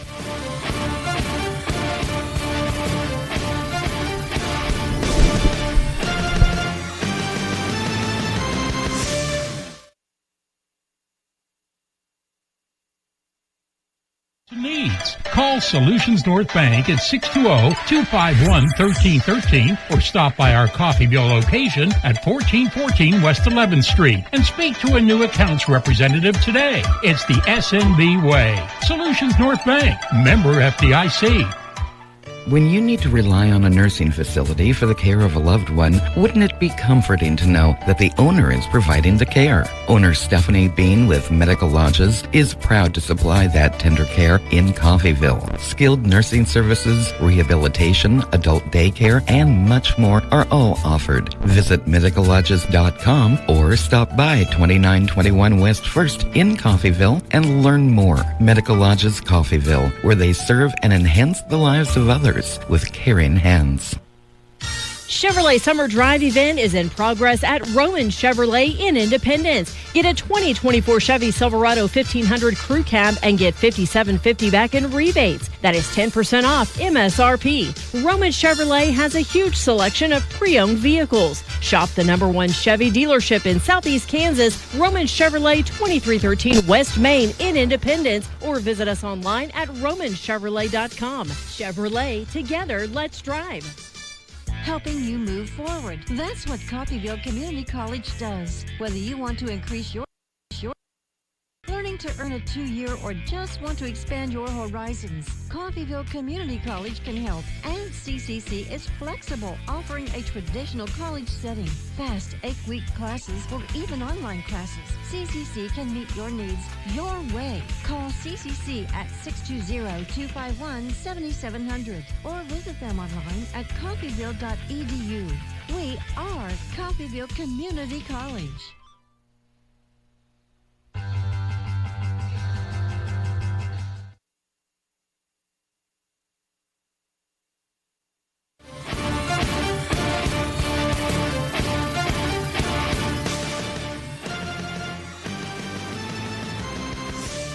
This one, I'm Shane Neal, Matt Jordan alongside with me as well. Matt, as we put a bow on this one, it's time to name our US 98 player of the game. I know who's going to win US 98 player of the game, but I wanted to give flowers to two other people who I think deserve flowers tonight. One is DeAndre Kelly, who I thought played really well, had his best game as a Raven, scored 2 touchdowns in that first half. The other one, Brady Braun. Man, was he good tonight. Looks like the Ravens have another rock-solid punter. But our US 98 player of the game, I think you'll agree with me, Matt, got to be Trey Jones. Yep. 21 carries, 165 yards, big carries all night long, running through people, running around people, running over people. I mean, Ravens look like they have a running back that is one of the better ones in the conference. It feels like every year. Last year they had Amiri Wiggins. It feels like Trey Jones is one of the best running backs in this league. Oh, yeah, he proved tonight why he's so good. I think he had like one negative run all night long. And so, great game. Just unfortunately, just not enough for the Red Ravens tonight. Not enough for the Red Ravens. Just some quick final stats here for you for both of these teams. Ravens had 27 first downs to Garden's 16.